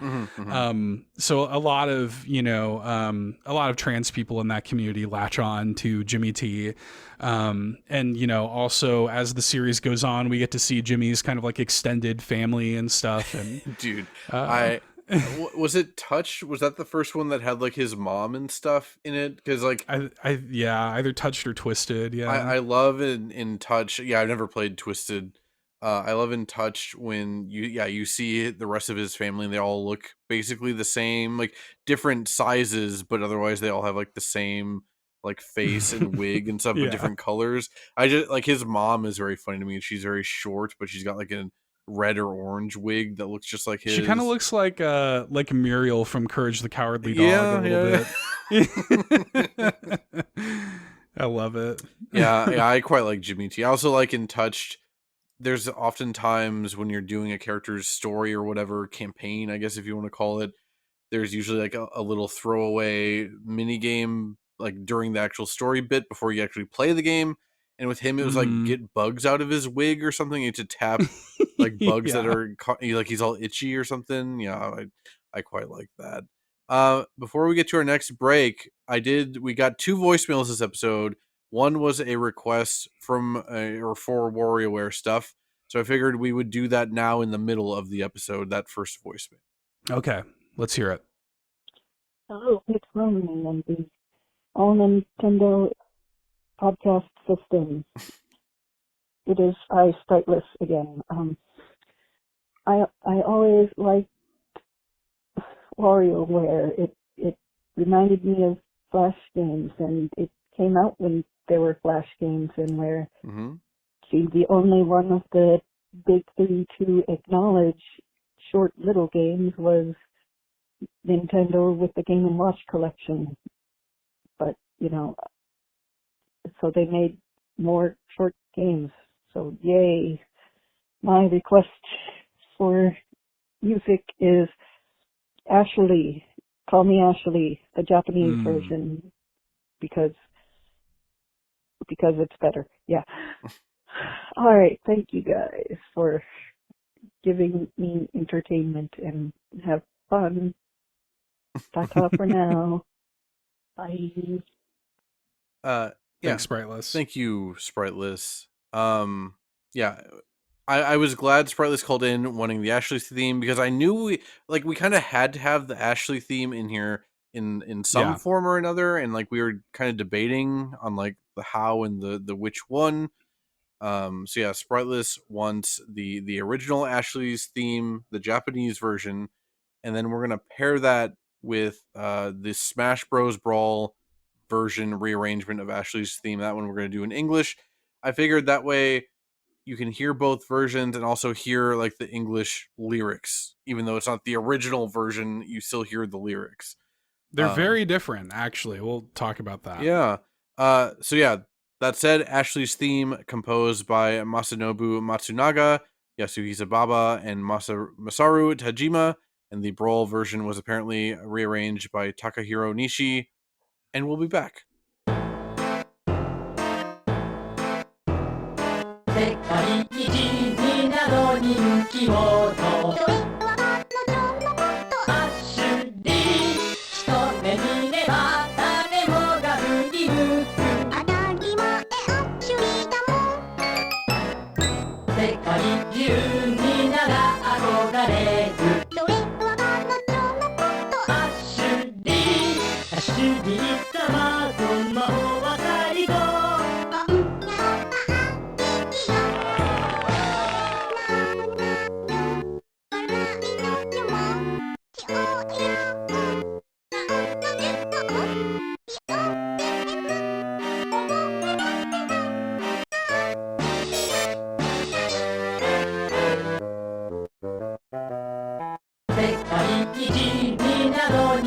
き物アシュリーアシュリー様の魔法は最高怖いのかなみんな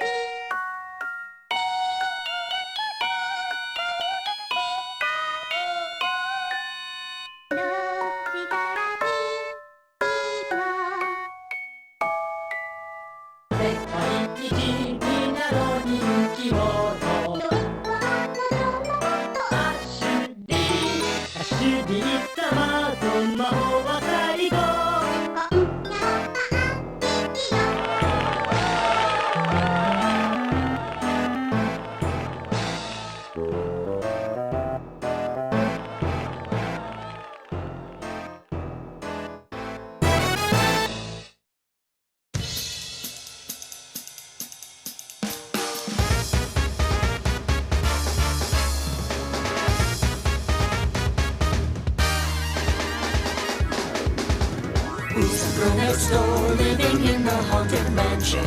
Better learn my name, cause it's Ashley. She knows the darkest spells and she brews the meanest potions. You might be the ingredient I seek.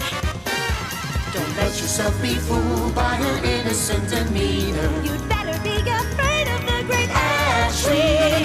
She doesn't play with dolls and she never combs her hair. Who has time for girly things like that?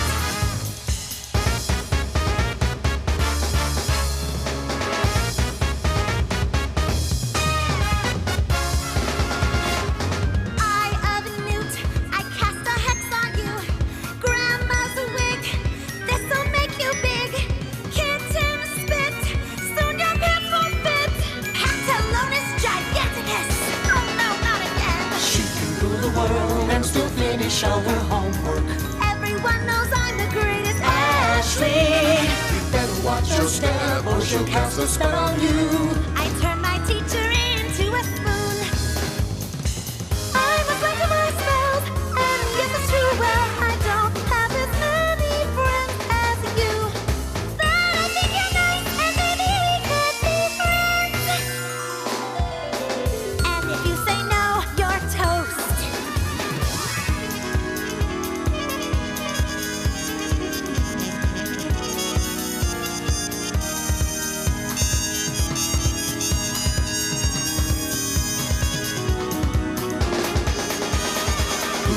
Next door, living in the haunted mansion. Better learn my name, cause it's Ashley. Just remember this when you see her on the street. I'm the coolest girl you'll ever meet. I'm the coolest girl you'll ever meet. I'm the coolest girl you'll ever meet.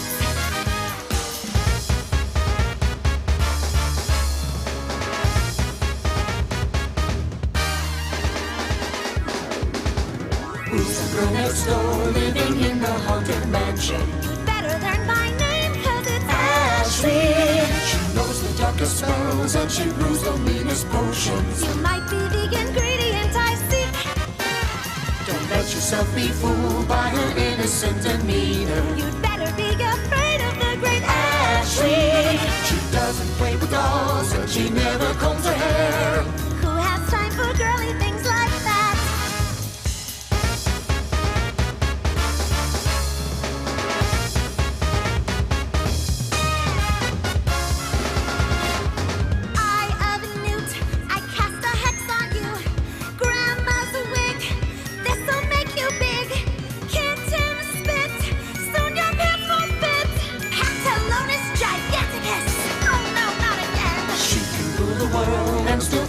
All her homework. Everyone knows I'm the greatest. Ashley, you better watch your step or she'll cast a spell on you. I turn my teacher into a spoon. I must learn to my spells, and yes, it's true. Well, I don't have as many friends as you. But I think you're nice, and maybe we could be friends. And if you say no, you're toast.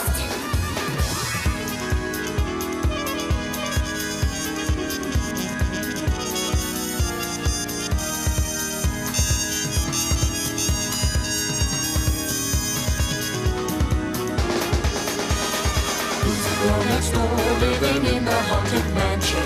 Better learn my name 'cause it's Ashley. Just remember this when you see her on the street. I'm the coolest girl you'll ever meet. I'm the coolest girl you'll ever meet. I'm the coolest girl you'll ever meet.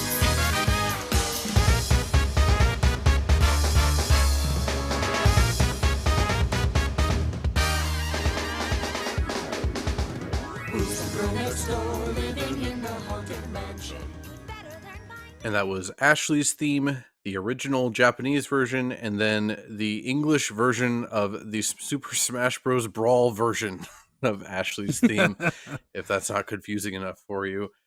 Yeah, we talked about it before. I feel like Ashley has become the most popular of the WarioWare characters, at least like from a mainstream perspective. She's the main one that I see people bring up.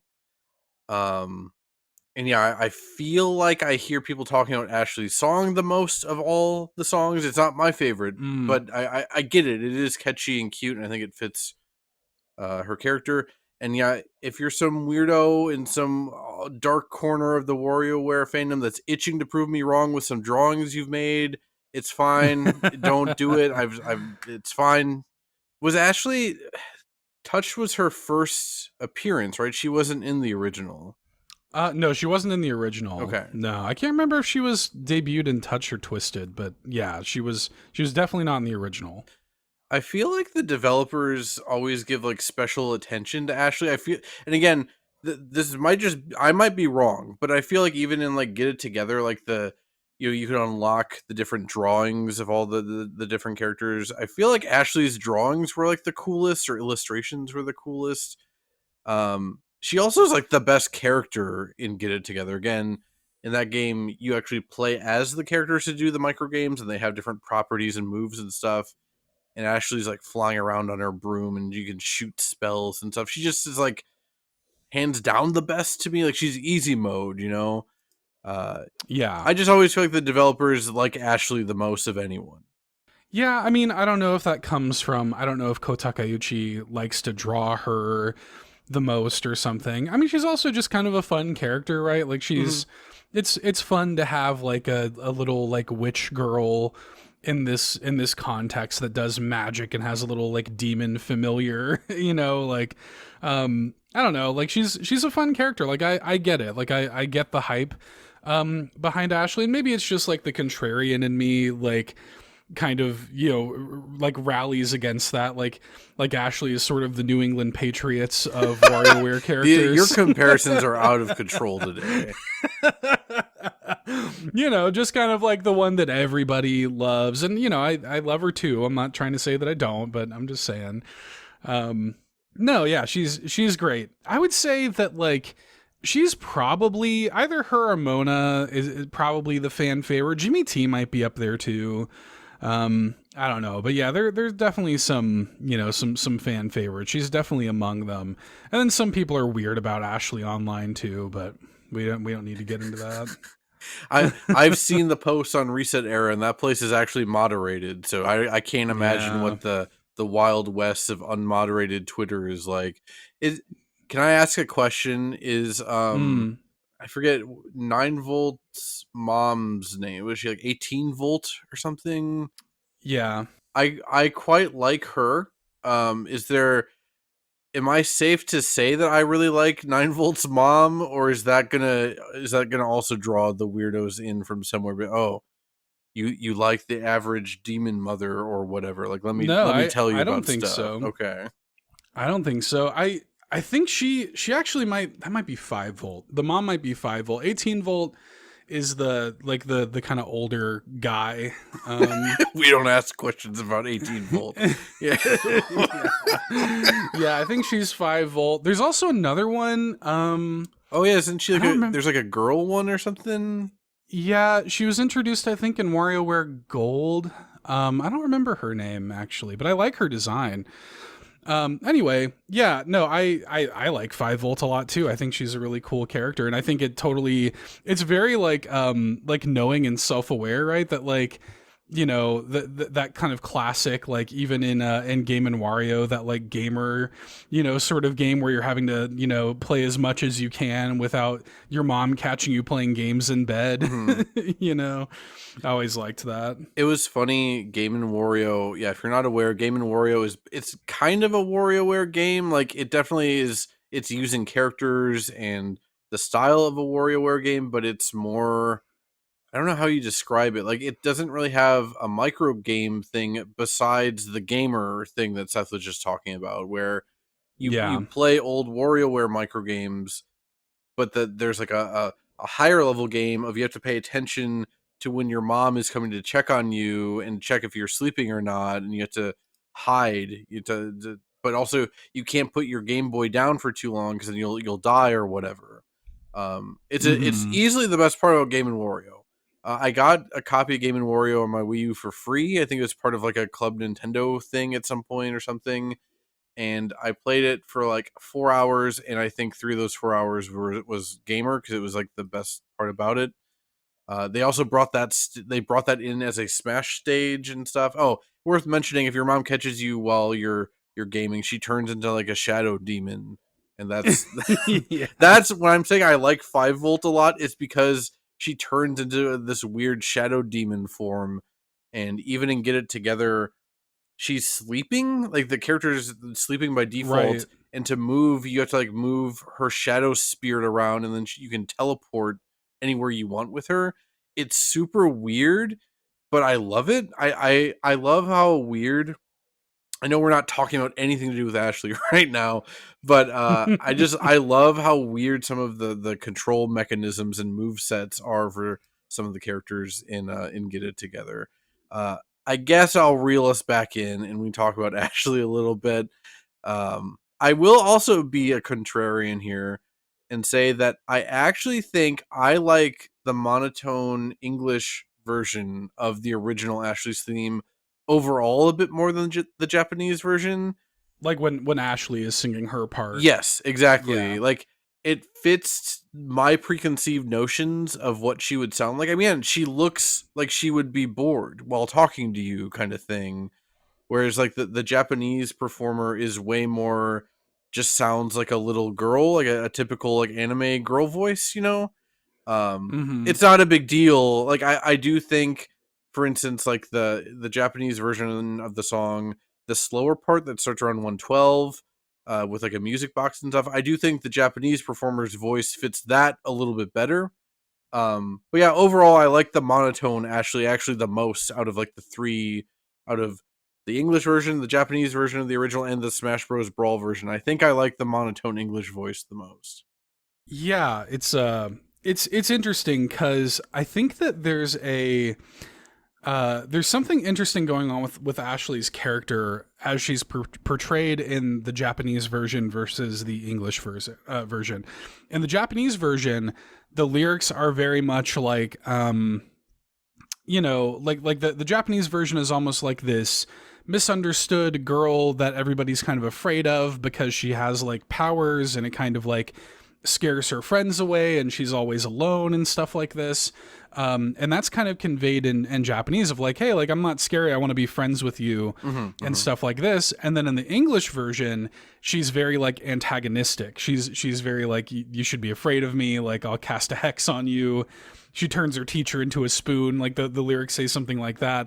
She almost has like a Raven from Teen Titans kind of energy, you know, to her in the English version. And it's interesting because you could read into that, if you are somebody who overthinks things, that could be like a projection. Like she could be projecting her kind of emotions, like almost like trying to come off as scarier than she is, so that she doesn't let anybody close to her, right? Or something, right? That's always been my read, because she talks about like how she might not have as many friends as you, and like at the end, it feels like you're breaking through, or she's breaking through her shell a little bit, and then kind of puts it back on, and then says that you're going to be toast or whatever.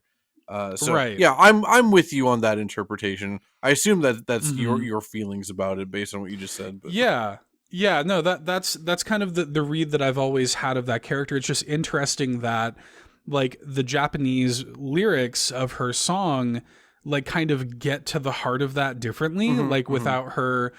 Like the English version of Ashley is putting up like walls, and the Japanese version is a little more like front of facing, I guess, and maybe even sweeter, which is why maybe the performance and delivery is so different. But I'm with you. I kind of prefer that version of it. I also think that like the arrangement, the Smash arrangement of it has like the proper amount of like bombast, that like something like that should probably have. Like I kind of like the simplicity of the original. It's just kind of like fun and and bouncy and kind of pretty and stuff. But I do like that kind of like big band swing arrangement from Smash. It just makes the whole thing feel very like full and complete.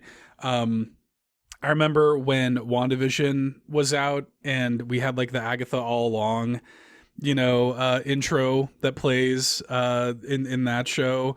Like people were comparing that to Ashley's theme. Like people were, kind of making the comparison. Sure. Yeah, honestly, I hadn't thought about that, but that does fit pretty well. Yeah, I love the Smash version. I don't have that much to say about it as a song, but I do really like the jazzy breakdown at like 139. It just gets kind of like crazy and stuff. It's a very fun song with a lot of good energy. In terms of any of the lyrics, I do have to shout out my favorite lyric in Ashley's theme, the English version, which is "Kitten spit, soon your pants won't fit, then pantalones giganticus, and then oh no, not again." As in, I take that as it was that Red saying, "Oh no, it's Red." Like, yeah, you why does she keep making his pants too big? That's the implication there is truly sinister, if I'm being honest. I get the sense that like, Red's like her familiar, like the one person that she's kind of made friends with or whatever. And I get the sense that she likes to like mess with him, and he's kind of just good with it, like it's just kind of that very typical, like there's something kind of like I don't know, Saturday morning cartoon or like Sunday funny kind of like comic-y version. Like, I don't know, there's something kind of like Rocky and Bullwinkle coded about it, Yeah. Does he even wear pants? I thought he was just red. Does he have something on his legs? I think he actually might have some little pants. Let me Google Red and WarioWare and see. I feel like he has some pants on him. I guess his legs are like black in my head, but I can't think of what he looks like. He's got a little pair of brown pants on. Okay. Here, and a yellow bandana. That's pretty messed up that Ashley just keeps making his pants too big. I genuinely don't like that. Red's very, very cute for a demon guy. He is cute. I like him a lot. Was there anything else you wanted to add about Ashley's theme? I know we were very all over the place on that segment. No, all good. I am glad that Spriteless requested it. We did have to have, this song in the episode. It wouldn't have been complete without it. Yeah, definitely. Yeah. Like we would have had it for sure, but I think I like how this ended up happening where we get the original Japanese version and then we pair it with the Brawl English version. I think that's a pretty good pairing. Let's go on to then our last WarioWare break of the episode. We've got Pyoro W Phase 1, 2, 3 from WarioWare Move It. Jimmy T's Dance Club Rub Boss Rainbow Juice from WarioWare Touched, and Penny's Song from WarioWare Get It Together. This is a loaded break, dude. This is a loaded break. We had like one too many songs. It's like, whatever, we'll just do it. So WarioWare Move It was composed by Joe Kondo, Haruno Ito, and Shoma Murata. Jimmy T's Dance Club Rub Boss Rainbow Juice was composed once again by Masanobu Matsunaga, Yasuhisa Baba, and Masaru Tajima. And Penny's Song, God, this is composed by Takeru Kanazaki, Yoshito Sekigawa, Sho Murakami, Daichi Ishihara, Shingo Kataoka, Kanchi Hiro, and Genki Namora. And we'll be back.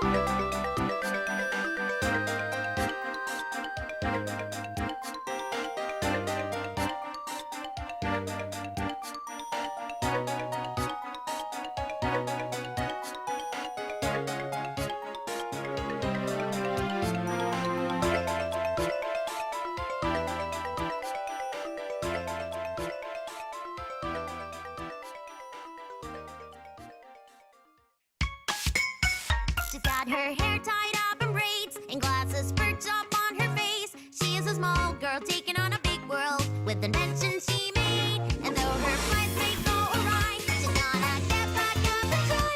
Gonna be a shining star, she's going for Betty.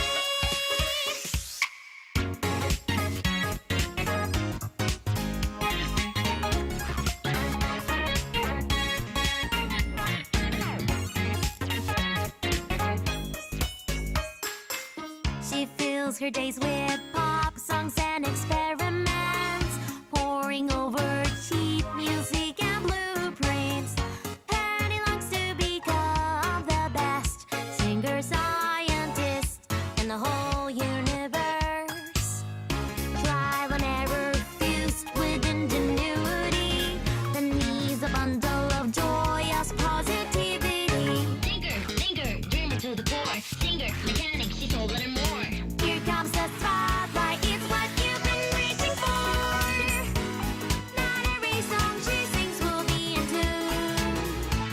Not even when she aims for the high note. She will stand up proud and sing out loud for you, 'cause it's true. That's Penny through and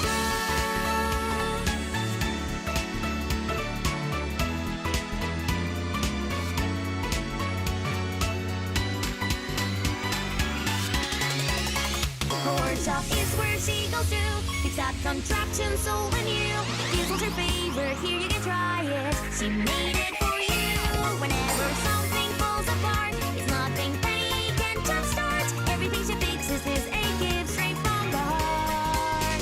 And every plan that goes all wrong becomes a line in her life song. She will try harder, she will sing louder. Now let's all sing along. All our mistakes from yesterday, become new smiles today. She's got her hair tied up in braids and glasses perched up on her face.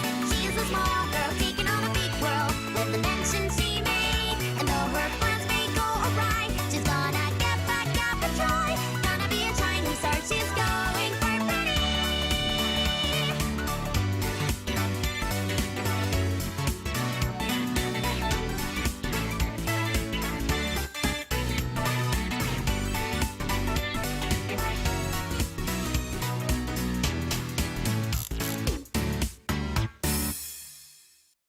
And that was Pyoro W Phase 123, Jimmy T's Dance Club Rub, Boss Rainbow Juice, and Penny Song.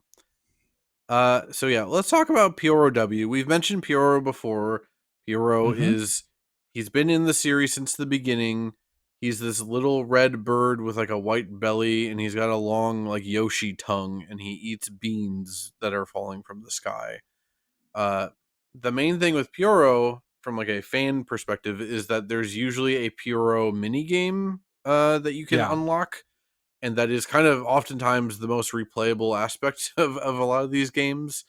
And yeah, it's this game where you're just having to angle yourself right at the bottom of the screen to then shoot your tongue out diagonally and grab beans before they touch the ground, because when the beans touch the ground, the ground starts breaking away, and you just have to go as long as you can, eating as many beans as you can before you run out of ground. Yeah, for me, just again, we talked about it. I think Pyoro is an amazing character design. I would be totally down for like Nintendo to do something more with Pyoro. And yeah, the actual Pyoro minigame is so addictive. Like, Pyoro to me is like the secret mascot of WarioWare, even though again they're kind of all mascot caliber characters. Yeah, no, I really loved it, and I had never heard this version of the Pyoro song before because I have not played WarioWare Move It. Like, I really wanted a Pyoro song in here, but the problem is most of the versions of it are like very bad quality, like in a Game Boy Advance organ version or whatever. Like, no one wants to listen to that on a podcast, you Right. know? So when you linked this, I actually gasped because for whatever reason, I didn't even think about checking to see if WarioWare Move It had a Pyoro song in here. But yeah, I was very, very pleased with this version. Yeah, I wanted to make sure that we had a Pyoro song in here too, because he's a very important part of WarioWare. And also, WarioWare Move It is one of, if not the most underrated Switch games for my money. We could talk about something like Brothership being underrated, but at least people are talking about Brothership. Like, nobody talks about WarioWare Move It, and that game rules. Like, I think that game is it's essentially a Smooth Moves sequel, and I genuinely think it's every bit as good as Smooth Moves. Like, I think it's great. And, you know, maybe because it wasn't different enough, maybe like, you know, and because Get It Together had the novelty of being like the return of the franchise after so long. Maybe people were just kind of checked out by the time Move It came out. I don't know, but I love that game. And, you know, WarioWare Get It Together didn't have like a dedicated Pyoro game necessarily because Pyoro was playable in the game, right? So it was really cool that this game did. Pyoro W is this really neat game where I forget what the pose or the form is called, because just like in Smooth Moves, you have like the form poses again in this. And you hold the Joy-Con like in your hands like flat, and you have like two platforms, and you essentially like have these platforms that you're like rolling Pyoro around on with your hand, almost like a Kirby tilt and tumble kind of thing. And you are collecting the beans on the stage in a certain amount of time before they disappear, and then you can make Pyoro bounce between the two platforms. And it's a really fun and interesting game, and it gets more intense and stuff, obviously. But you know, it just it's a really cool like take on Pyoro that fits the vibe. I love how the song like has like the hand drums and little ukulele playing that main melody, you know, like eventually acoustic guitar comes in, just like sells that tropical vibe, you know? Yeah, definitely. Like they even got some maracas in there. I don't know what it is about maracas. In the past like 6 months to a year, I've grown to be very fond of maracas for some reason. Yeah, like when they came in around 54 seconds, I'm like, oh yeah. Like it's funny. There's not that much for me to say about this beyond, yeah, that it's like a tropical version of the Pyoro theme. But the beginning almost has like it's a Disney animated movie version of the Pyoro theme. Even kind of like Banjo-Kazooie-esque version of the Pyoro theme. And I don't know, I just think that's neat. Yeah, no, it feels like I don't know, like, yeah, some kind of like ultimate version of the Pyoro theme. It's great, man. More people should play WarioWare Move It. I imagine you could get that game for very cheap now too. So yeah, my thing was, when was that announced? Is that 2023 that it came out? I think so. Yeah. Yeah, I just didn't have like the time and money for it. And then also my thing was, I really loved Get It Together. Like I think honestly, from a gameplay perspective, I think Get It Together is my favorite WarioWare, but that's from like the single player gamer perspective, because I think there's genuinely a ton of really good content in Get It Together. But I also I wanted to play that with my wife, and she loves WarioWare, but she couldn't get into Get It Together, and I kind of get it because the game is like way more complicated because of the different playable characters. And like that kind of killed her enthusiasm to play more WarioWare. So then I was kind of left holding the bag of being like, oh, like I would like to check out Move It, but if you're not interested in playing it with me, I don't know that I want to like stand around the living room and like jump around and stuff on my own. Oh, but you guys would probably have a blast with it though. It's a great co-op game because they've incorporated like co-op mechanics to it where like if you guys are playing in co-op and say she like fails a minigame or something, you can kind of come in and like save her. Like you can kind of come in and like almost give her additional lives by like, you know, picking up kind of the minigame for her. It's actually a really thoughtful like co-op game. My wife and I played it in co-op the whole way through and we had a great time. And it's not, because it's motion control based, it's not nearly as complicated as Get It Together. She would probably like it. I have no doubt she would like it, but now it's I'm at the point where I have to convince my wife of something, and she's not easily convinced when she's made up her mind of something like that. Sure. So at some point I still would love to play it. Again, I mentioned before, Smooth Moves is one of my favorites, And the fact that they just made a basically direct sequel to Smooth Moves is honestly kind of crazy. I will get around to it at some point, even if I have to play it by myself. It's great. The first time I ever came to Germany to visit my now wife, back when we were just dating, I was here for a week, and one of the things we did in that precious amount of time was hook up the GameCube, and we played the GameCube version of the first WarioWare game. That's more of like a competitive version of it. And she kicked my ass. So she likes WarioWare. She definitely is like, she's a WarioWare head, but I think that like Get It Together like broke her in a weird way, whereas it made me like the series even more is what happened. But yeah, I vow that I will get to move it at some point, and I think you'll like it. I'm usually good with my vows. Yeah. No, I think you'll like it. I'll quickly say too, just as a real quick aside, you bring up the GameCube version. My wife actually she's a WarioWare fan too. When we first met, somewhere or another WarioWare came up. Maybe I was playing it, because it's one of those games that I've always replayed like once a year or something, just on my GBA, the first one. And she's like, I know what this is, but I never had a Game Boy, and eventually through talking about it, we discovered that she had Mega Party games on her GameCube. And she's like, I recognize this, but it doesn't look or feel or sound the way I remember. It's because she had the GameCube version. And so we, busted that out and played that. And so, WarioWare has kind of been like one of the few franchises. Whenever a new one comes out, my wife gets excited about it and we play it together and stuff like that. So on my old podcast, Keep Nintendo Weird, I actually did a WarioWare episode with my wife, which was fun. So yeah, it's been like, there are a few franchises like Spelunky, Katamari, WarioWare. Like whenever there's a new one, my wife and I get excited because we like to share it. So it's a very, I mean, yeah, you've heard us gushing about this series for like an hour and a half now or something. Like, yeah, it's a very lovely series that I think is, besides Get It Together, is one of the most approachable video games ever. But yeah, as much as I really personally love Get It Together, I totally understand why. I get it. Yeah, it is weirdly complicated to play that game. Like, you have to explain things in a way that you never had to explain things in a WarioWare game before. So, it's kind of a shame because, yeah, I think if you can really sit down with any of them, like, and just try and play it as a single player game, I would recommend Get It Together to most people. But yeah, if you want the pure WarioWare experience, kind of avoid that one, at least for a bit, until you build yourself up to be ready for it, I guess. Yeah. So with Jimmy T's Dance Club Rub Boss Rainbow Juice, this was my one and only demand for this episode, really. I don't even really fully know why. It's just, I do think WarioWare Touched overall has my favorite soundtrack of the series, at least from what I've heard. And this has always been my favorite song from the game. It sounds like a Kirby song is probably mostly what it is, honestly. Sure.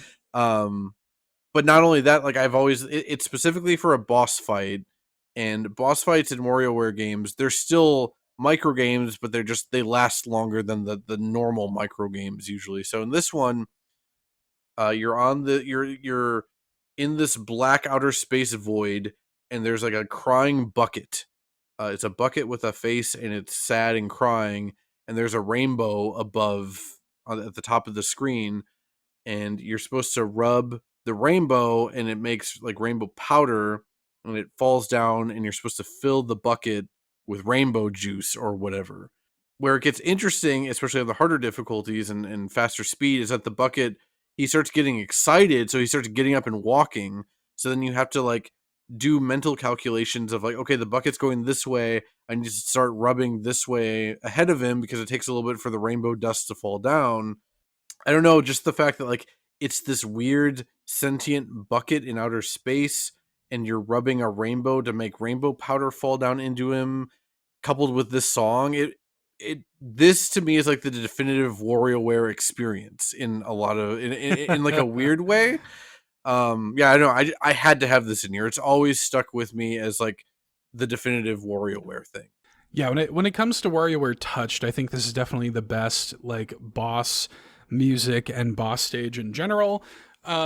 Yeah, I mean, if I want to go just real classic Seth overthinking ass over here, like it definitely, like it's a crying bucket that you have the mission of making happier. Like you're literally like filling its bucket, you know, and you're making this rainbow stuff fill it up until it eventually like stops and it's crying like happy tears, and it's almost like I don't know, like helping somebody, when they're down or something, and like making them happier, and even having to kind of like when you can realize it's kind of working, and even having to like compensate for that. Something about that is weirdly emotional to me, and the song, like, and I feel like I've been saying this about a lot of music we've been covering lately, but it really does sound like an analgesic song to me. Yeah, I could Like, see that too. Yeah.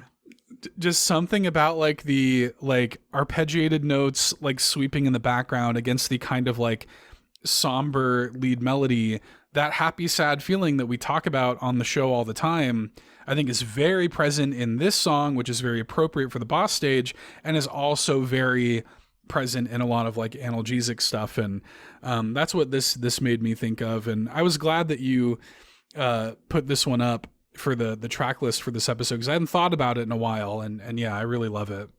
Like I have, we have the Bit Harmony master playlist and episode specific playlist where we put all the songs that we cover in an episode into these playlists. So if you've never checked that out, please God check it out. I put a weird amount of work into it. But I also have my own like personal video game music playlist, and that tends to be more, I don't put just like everything I love in there, right? Because it's my playlist. I want it to be more catered or whatever. I think Right. the only WarioWare series song I have in my personal playlist is this one, because I don't know what it is. I mean, again, maybe part of it's nostalgia, because this, again, Touch was the first WarioWare I ever played, and I played the hell out of this game. Early on, we talked about how the 3DS launch sucked earlier in the episode. The DS launch wasn't a whole lot better. It did get more Right. games more quickly than the 3DS did, but like WarioWare Touch was kind of the first like, okay, now we've got a good game to play kind of thing for me on the DS. And yeah, I put probably like 50 hours. I got like the highest rank in like all the micro games and stuff, blah blah blah. And yeah, this has always just been the one that stuck out to me from that game. So yeah, I really felt the need to have it in here. With Penny's song, I don't have a ton to say beyond that. This is probably my favorite lyrical theme in the series. And again, that's saying a lot By far. because like there's a lot of good lyrical themes in this series. It's also, one of the few that isn't super compressed by Game Boy Advance or DS speakers. So it's like the least scratchy any WarioWare lyrics have ever sounded, which is nice. I really like Penny as a character. Her first appearance was Get It Together, right? I think she might have appeared before Get It Together. Okay. Yeah. I don't remember her, and then like the way she was framed in the story of Get It Together was like she shows up at the very end of the story and kind of saves everyone, I think. It's been a couple of years since I played it. Yeah, she was in Smooth Moves. I don't think she was a Okay. major deal in Smooth Moves, but yeah. Yeah, I really like her as a character. I like her design. She's cute science girl.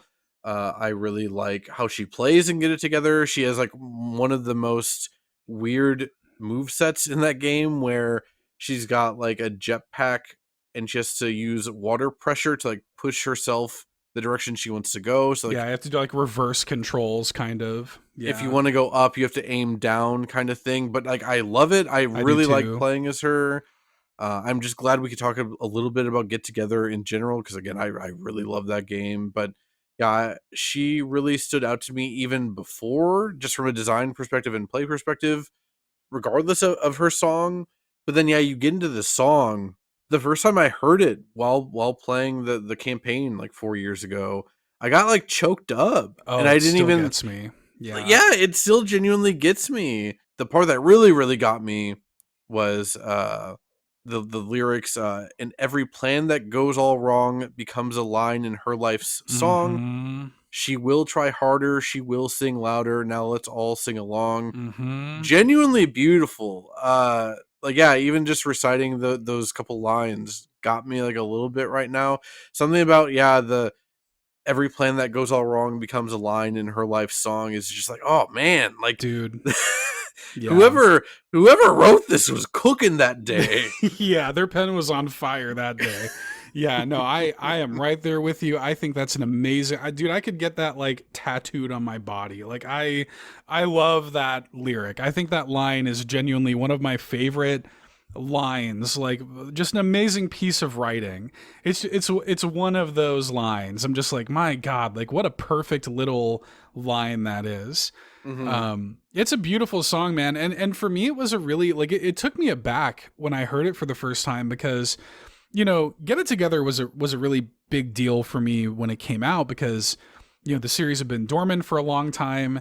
I, you know, famously in our little community, I did before the E3 where that was announced, or the, you know, June Direct or whatever, when that was announced, I posted a little picture on Twitter that was like, you know, candles surrounding my, you know, copy of WarioWare, like trying to summon a new WarioWare. And then they did announce a new WarioWare, and it was like a fun, silly little moment. So getting that was a big deal for me, and playing it for the first time, you know, Get It Together is a very weird game in a way that I really came to appreciate. But when I first started playing it, I didn't really know exactly how to feel about it. And I didn't really feel like I was getting a lot of the, like, I don't know, emotions or connection that I was looking for from WarioWare until that moment. Like when, you know, they're all kind of like trapped in the machine and Penny has to save them and it plays that song. That was my kind of like, oh, like we're so back, you know, kind of moment.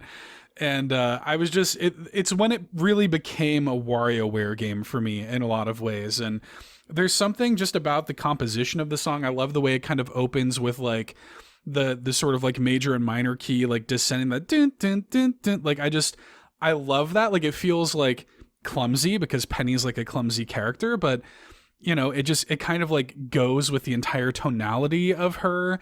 I think that like the nasally kind of delivery of it and the sing, I think, is just perfectly performed. And then, yeah, the lyrics, I just think it's like beautiful lyrics about like rolling with the punches, about, you know, like taking even your setbacks as like something you can learn from. It's a beautiful song, man. Like removed from everything. Even if you didn't know anything about WarioWare, I think you could appreciate this song on its own merits. Yeah, it's very, very good. Like I hadn't heard it in a long time and hadn't thought about it in a long time. And then, yeah, the moment I when we were figuring out what songs we wanted, I'm like, yeah, I want that Penny song, not realizing it was actually going to hit me again, even removed from context. And yeah, it totally did. It's probably my favorite song in the series. It's just very, very good. Mm-hmm. It's up there, man. It's great. And yeah, it was just it was nice to hear. Like it was nice to kind of get that out of Get It Together. And I love her character. I love playing as her in the game, and yeah, and I love Get It Together. I thought it's great. I love that. I mean, they do like weekly challenges with like leaderboards and Wario stuff Cup online, and yeah, dude, like when I first played the game, I liked it, but yeah, I didn't like mess with that too much. Like I hadn't met you yet kind of thing also, so that would have helped. But yeah, when we revisited it for Games Club, I was like full on addicted to it for a couple of weeks. Like I'm like, oh yeah, new weekly cup is up. I can't wait to get in here. I remember there was one where I got a crazy score where they were forcing you to play as Pioro, and he's again real weird to control and stuff. I was very proud of that high score I got. Yeah, I love Get It Together. That's another one that I'd say if you can find it cheap, it's absolutely worth like $20-$30. But are we ready to get into the YouTube comment oversharing corner? Yeah, let's do it. As a reminder, this is the section of the show where we read off any funny, memorable, interesting, or downright insane comments we've stumbled across while grabbing songs for this episode. Got a real bunch of weird ones on this episode. We'll start with this. YouTube user Jeremy Aster 7470 commented on Tomorrow Hill 5 years ago.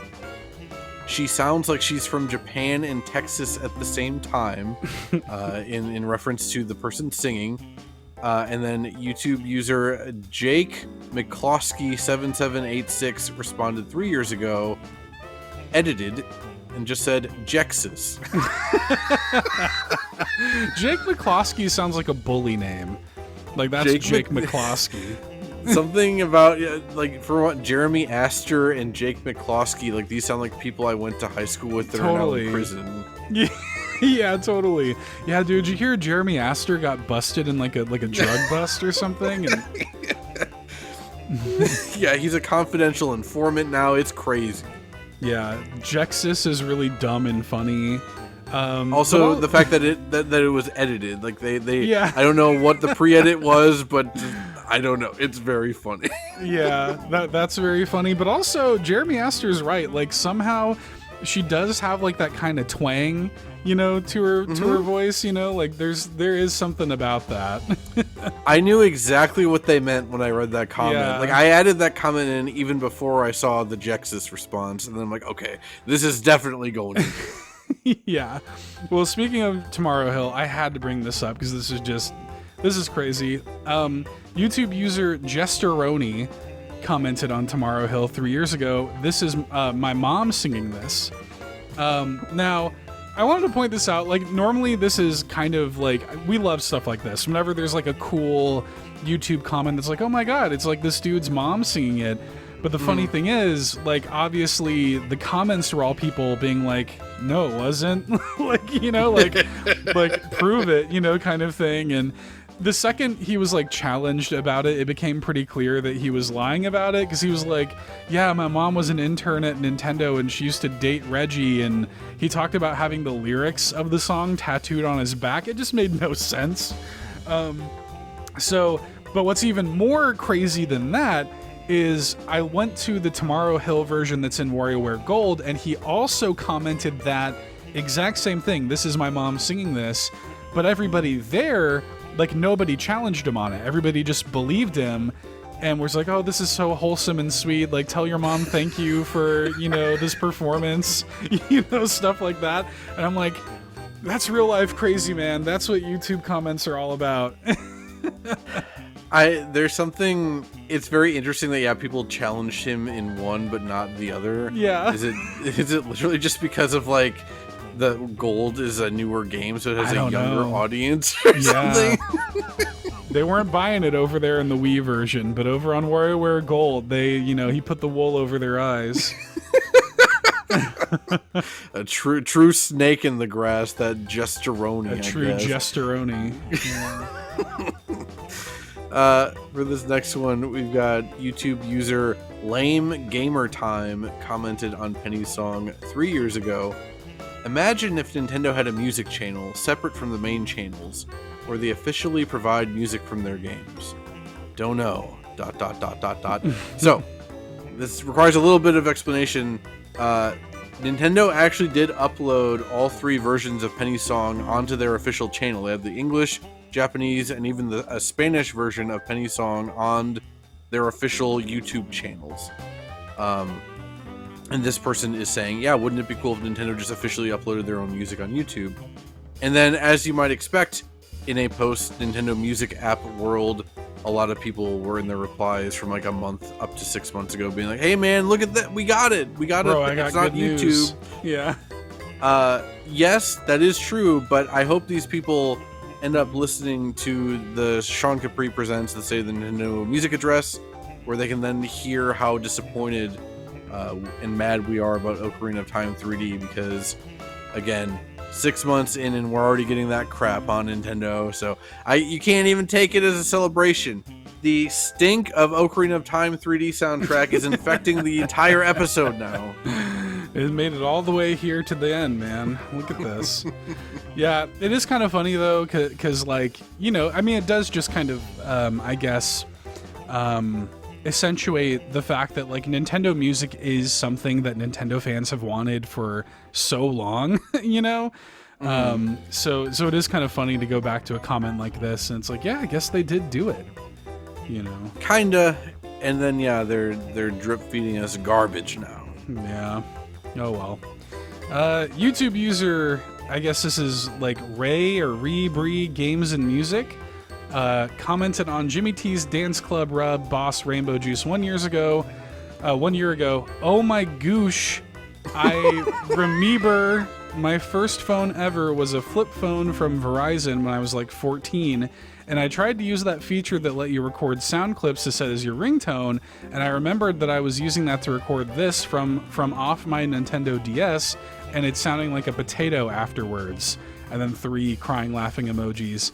This has such a special place in my heart, and then a heart emoji.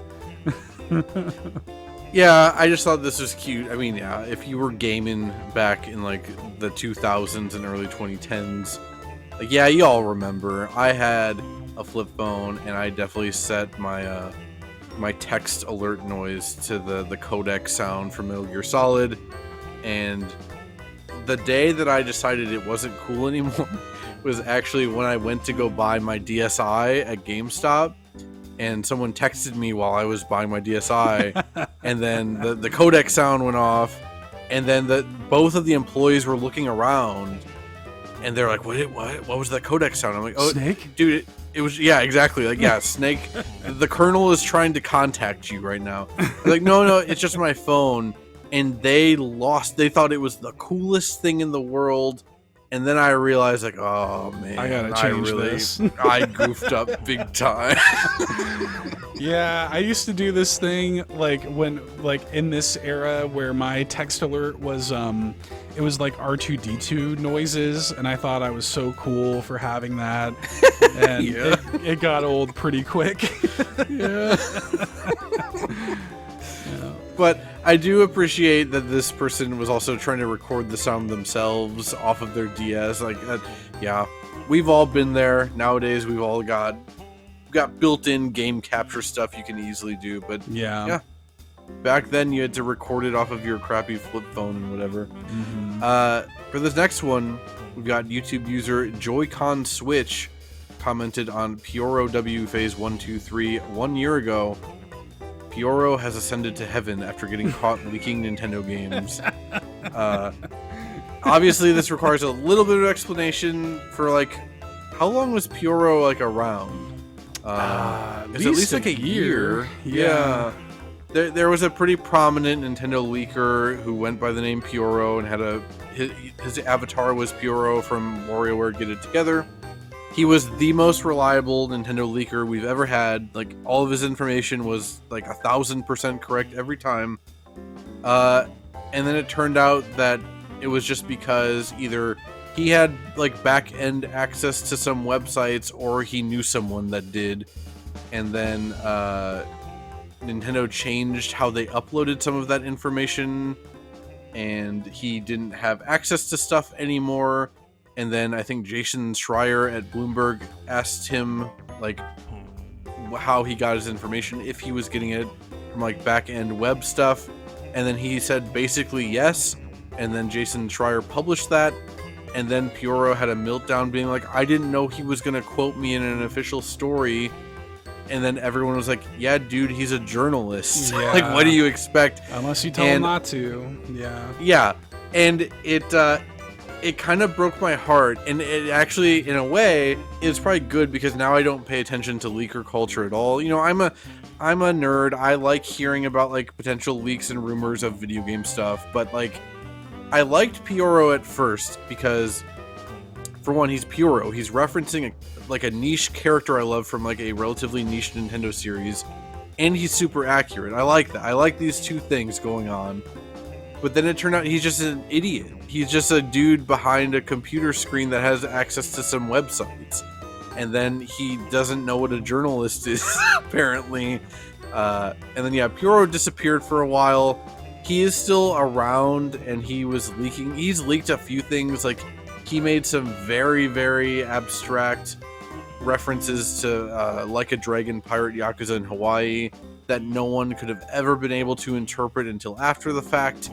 And then that comes back to the whole, like, what's the point of posting a bunch of cryptic emojis that no one can possibly ever interpret until after the fact anyway, other than just to boost your own ego kind of thing.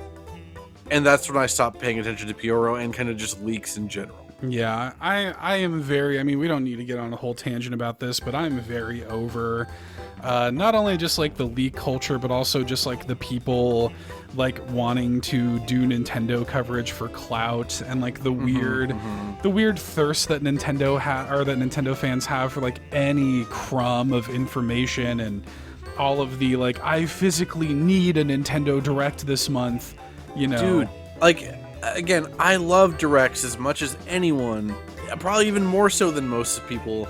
But, like, we just got a new console. Like, I understand. I also want to know when Elden Ring is coming out. I agree, but everything's going to be fine. Donkey Kong is out in a week. It's fine. Just stop. It really gets under my skin. Like, it's so annoying. Like, hearing the way people talk about Nintendo. Like, I love the Nintendo Switch, and like I love the way that it's gotten like more and more people into Nintendo and stuff, but Nintendo fans have never been more insufferable, like, for me. Like, it's rough. The whole lead up to Switch 2, even like a year before the Switch 2 was even officially announced, sucked, and now it's like worse than ever with game key cards and the price increases and stuff. It's like, I think what really gets me the most is, prior to the Switch 2 releasing, people were complaining about the price, when to me, like, $450 always seemed pretty damn good for what it is. Like, again, maybe it's more expensive than you were expecting it to be, but that doesn't mean it's not worth the value. And now it's like the fastest selling console of all time, so like, what did it really matter? And not just that, but even like, I see people that were like very skeptical about like the price beforehand, being like, oh yeah, the fact that they're able to do this, and this, the fact that like Street Fighter 6 is running at a lock 60 frames on this thing with DLSS and stuff is very impressive. It's like, yeah, man, this is doing things the Steam Deck couldn't dream of.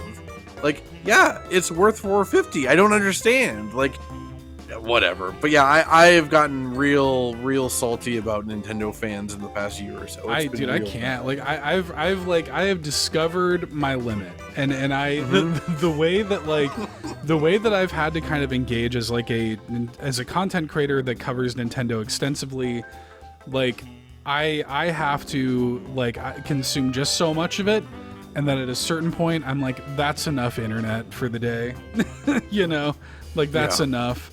Oh, yeah. But anyway, all that being said, yeah, Pyoro did get ascended to heaven eventually.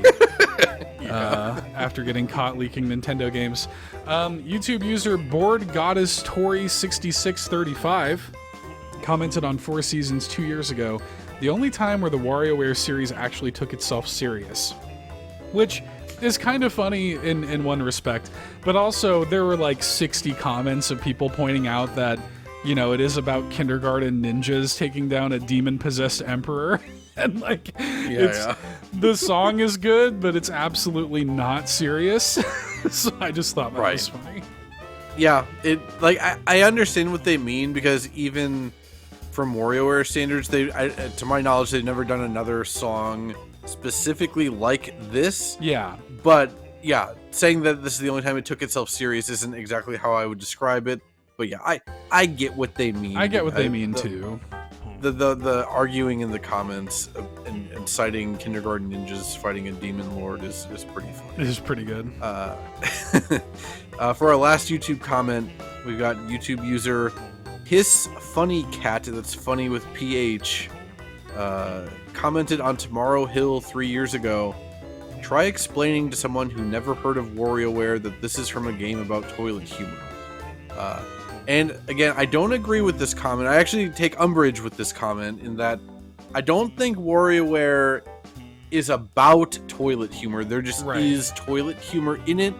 But it is, again, I understand what they're trying to say, and they're not wrong that, like, yeah, if someone just sees WarioWare and what you're doing, they wouldn't expect a song like this out of there. Because also, I don't expect songs like this out of WarioWare, and they still surprise me with just about every entry. Mm-hmm. Yeah, no, I agree. And I mean, yeah, there's some toilet humor, there's poop jokes, you know, it's the game's, you know, got all of that stuff kind of in there, especially the Dr. Crygor stuff, you know, and that's all part of the fun and the charm. But, you know, I do, it does annoy me when people think that, like, you know, that's all, like, oh, that's that wacky and crazy, you know, WarioWare game. And it's like, what's the benefit of distilling something down to its like base components and thinking that there's nothing more to it than that?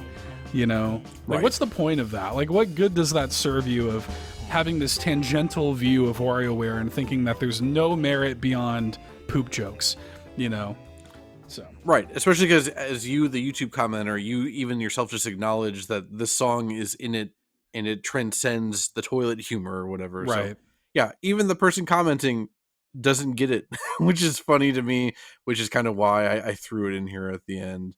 But that has been your YouTube comment oversharing corner for the WarioWare episode. We do have one more voicemail to get to from Presto, in fact. Yeah, let's hear from Presto. Hello, Bitch Harmony. It's me, Presto, and I'm here to tell you that you snubbed my favorite soundtrack of the year so far. How could you?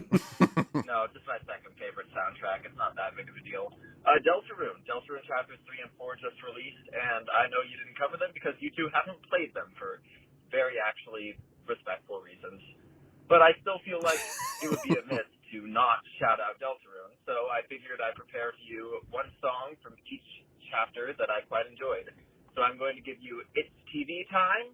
Actually, it might just be TV Time. Either It's TV Time or TV Time, and the second Sanctuary. So please enjoy some more Toby Fox masterwork. And Presto out. Yeah, thank you for calling in, Presto, as always. I mean, yeah, Seth and I have talked about this before. Maybe, I don't know if on this show or not, but yeah, this Deltarune is supposed to be like a total of 7 chapters or whatever, and I wasn't explicitly waiting for it to be done or anything, but it is a thing in my head of like, I'm so busy with other games all the time that it becomes easier to be like, oh, I'm just going to push this further and further back, kind of thing. But I am a pretty big Undertale fan, I don't want to say that because also Undertale fans tend to be awful. Yeah. At least some of them. I like Undertale quite a bit for what it is, but I've never like delved into the fandom of it. But yeah, for me, the standout thing about Undertale is the music. So is Presto sending these in? This what besides one specific song, Rude Buster, from the original release of Deltarune, or the first chapter of Deltarune. These are the first 2 songs I've heard besides Rude Buster from Deltarune, and we'll talk about more after the break. But yeah, I quite liked them. Yeah, me too. I this is the first I've heard any Deltarune anything. So I've stayed very blind until now. So, and yeah, like you said, I mean, I was kind of like just waiting for it to be finished. Hearing this, honestly, is the first time I've been like, yeah, maybe I should just go ahead and play this. I guess I'll save it till after the break, but yeah. Mhm. Let's do it then. Let's listen to It's TV Time and the second Sanctuary from Deltarune, composed by Toby Fox, and we'll be back for the end of the show.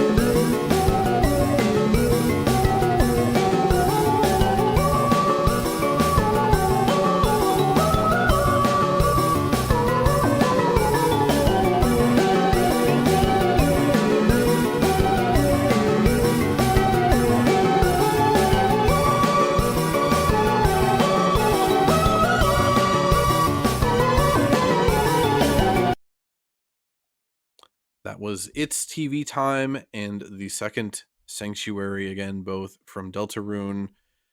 I loved both of these. Truly, like, yeah, really, really, really liked them.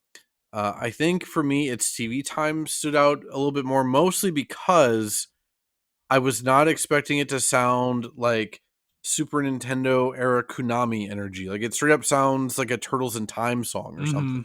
My first note is it actually kind of sounds like a WarioWare song. Like, it kind of does in a weird way. Like, it has like the little vocal chops in it that kind of like match the melody. Like, that to me kind of feels WarioWare coded a little bit. Yeah, I liked it a lot. Good bass, really funky bass. Horns, horn sounds coming in. Yeah. Yeah, I didn't think about that. We were so horned out in the last episode. I didn't even think about the fact that we haven't had that much in the way of horns this time. But yeah, we got Deltarune coming in at the end to save us. Yeah, I just really like this. I love the transition at like 112 or so, and then it starts sounding like a mid-game, like climactic Final Fantasy boss fight kind of thing. A lot of sinister, high-pitched notes and stuff. And then I really loved, Toby Fox is amazing at like the power of friendship vibe kind of thing, right? Oh yeah. And the second transition at 154 to be like a bit more like triumphant. It's back to that Ninja Turtle sound, but in like a we can do this kind of way. And yeah, I don't know. I've always gotten a kick out of hearing Toby Fox do that in his music. Yeah, and I guess when it comes to the second Sanctuary, I don't have a lot of notes on this other than like my first note here is just this feels like it punctuates a moment or a fight that's gonna make me cry. Like, it has that kind of energy to it. I really like around 218, like the kind of warbly, like it reminds me of the X-Files, like that warbly kind of sound that comes in. I like that a lot. Yeah, it was good. Like I said, this is the first time I've ever heard any of this stuff, and it was I was always confident that it was going to be good because I love Toby Fox's work and I love Undertale, but yeah, this was cool to hear. Yeah, it gave me a lot of Undersea Palace vibes from Chrono Trigger. And oh yeah, that's kind of the highest compliment I can pay anything, because I think that is my favorite song from Chrono Trigger, honestly. So yeah, that's a huge compliment, even though Toby Fox doesn't need me to compliment him or anything, but I'm doing it anyway. Yeah, specifically for me, it was around 108 where it really started sounding like Undersea Palace. I did also just want to shout out, I can't really recreate the sound, but there's like these little wee woos around 122 that I also really quite liked.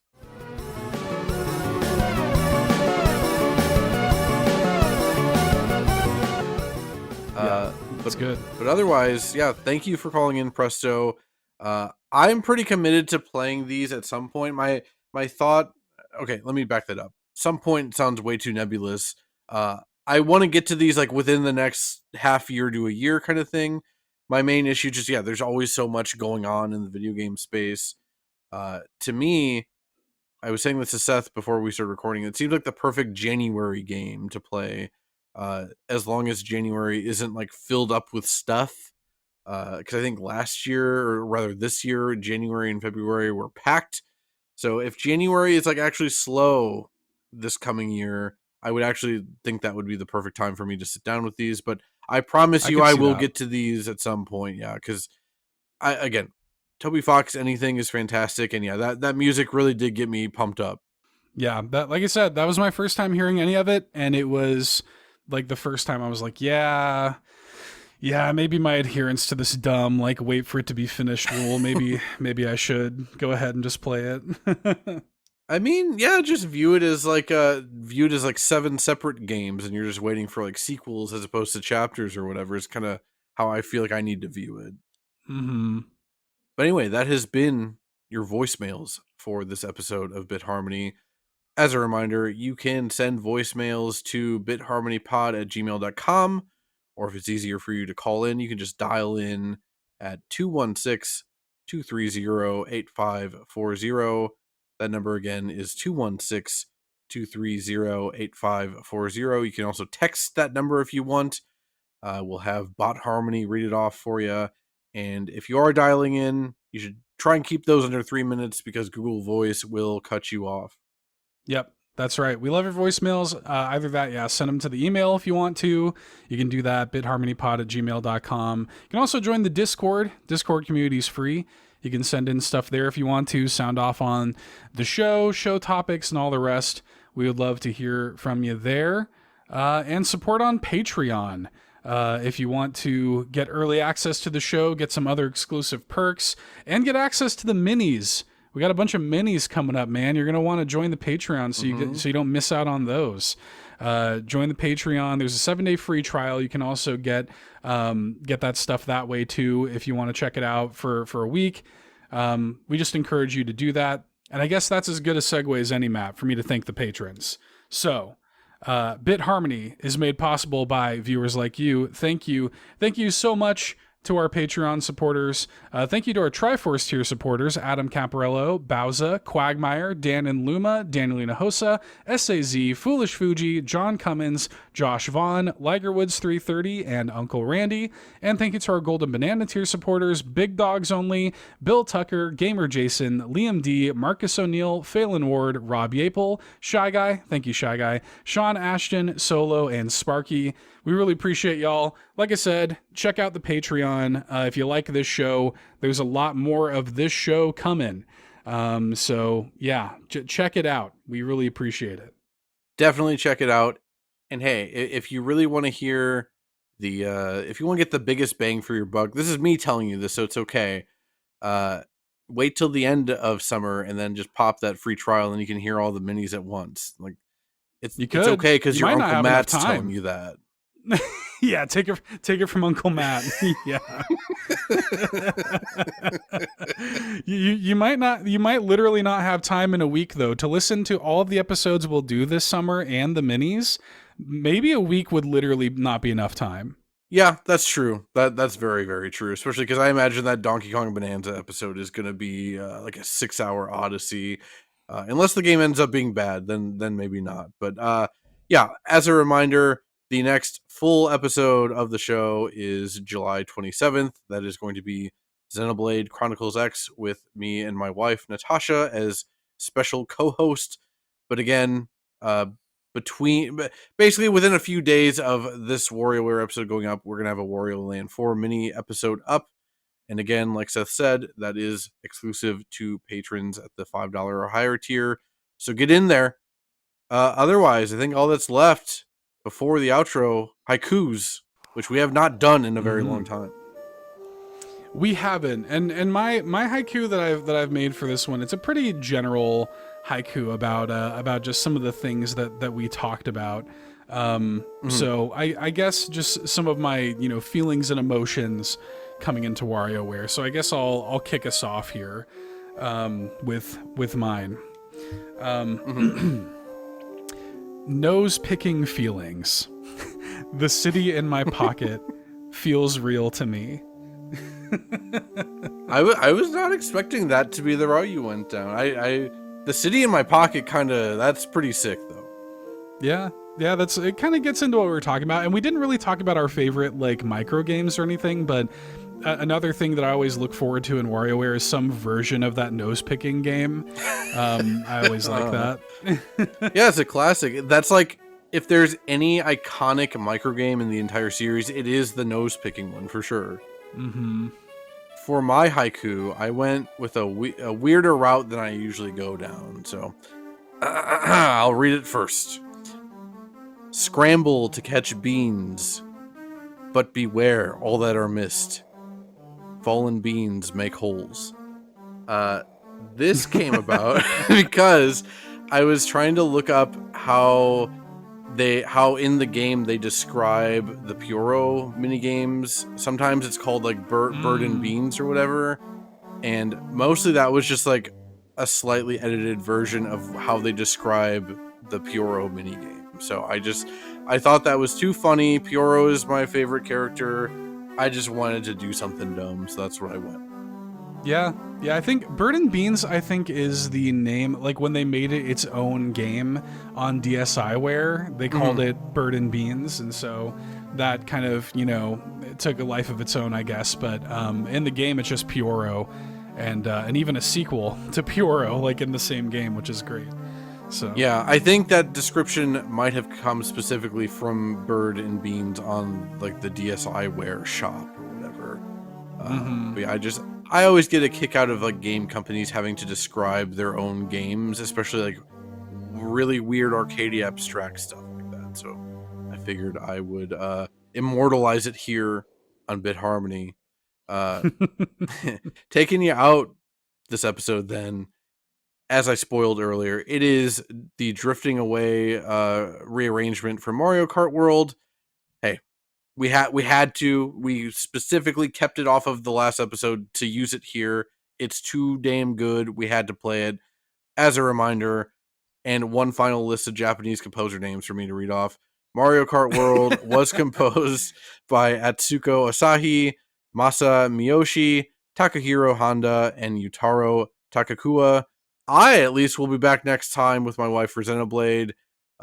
We'll see you then, I guess. Bye.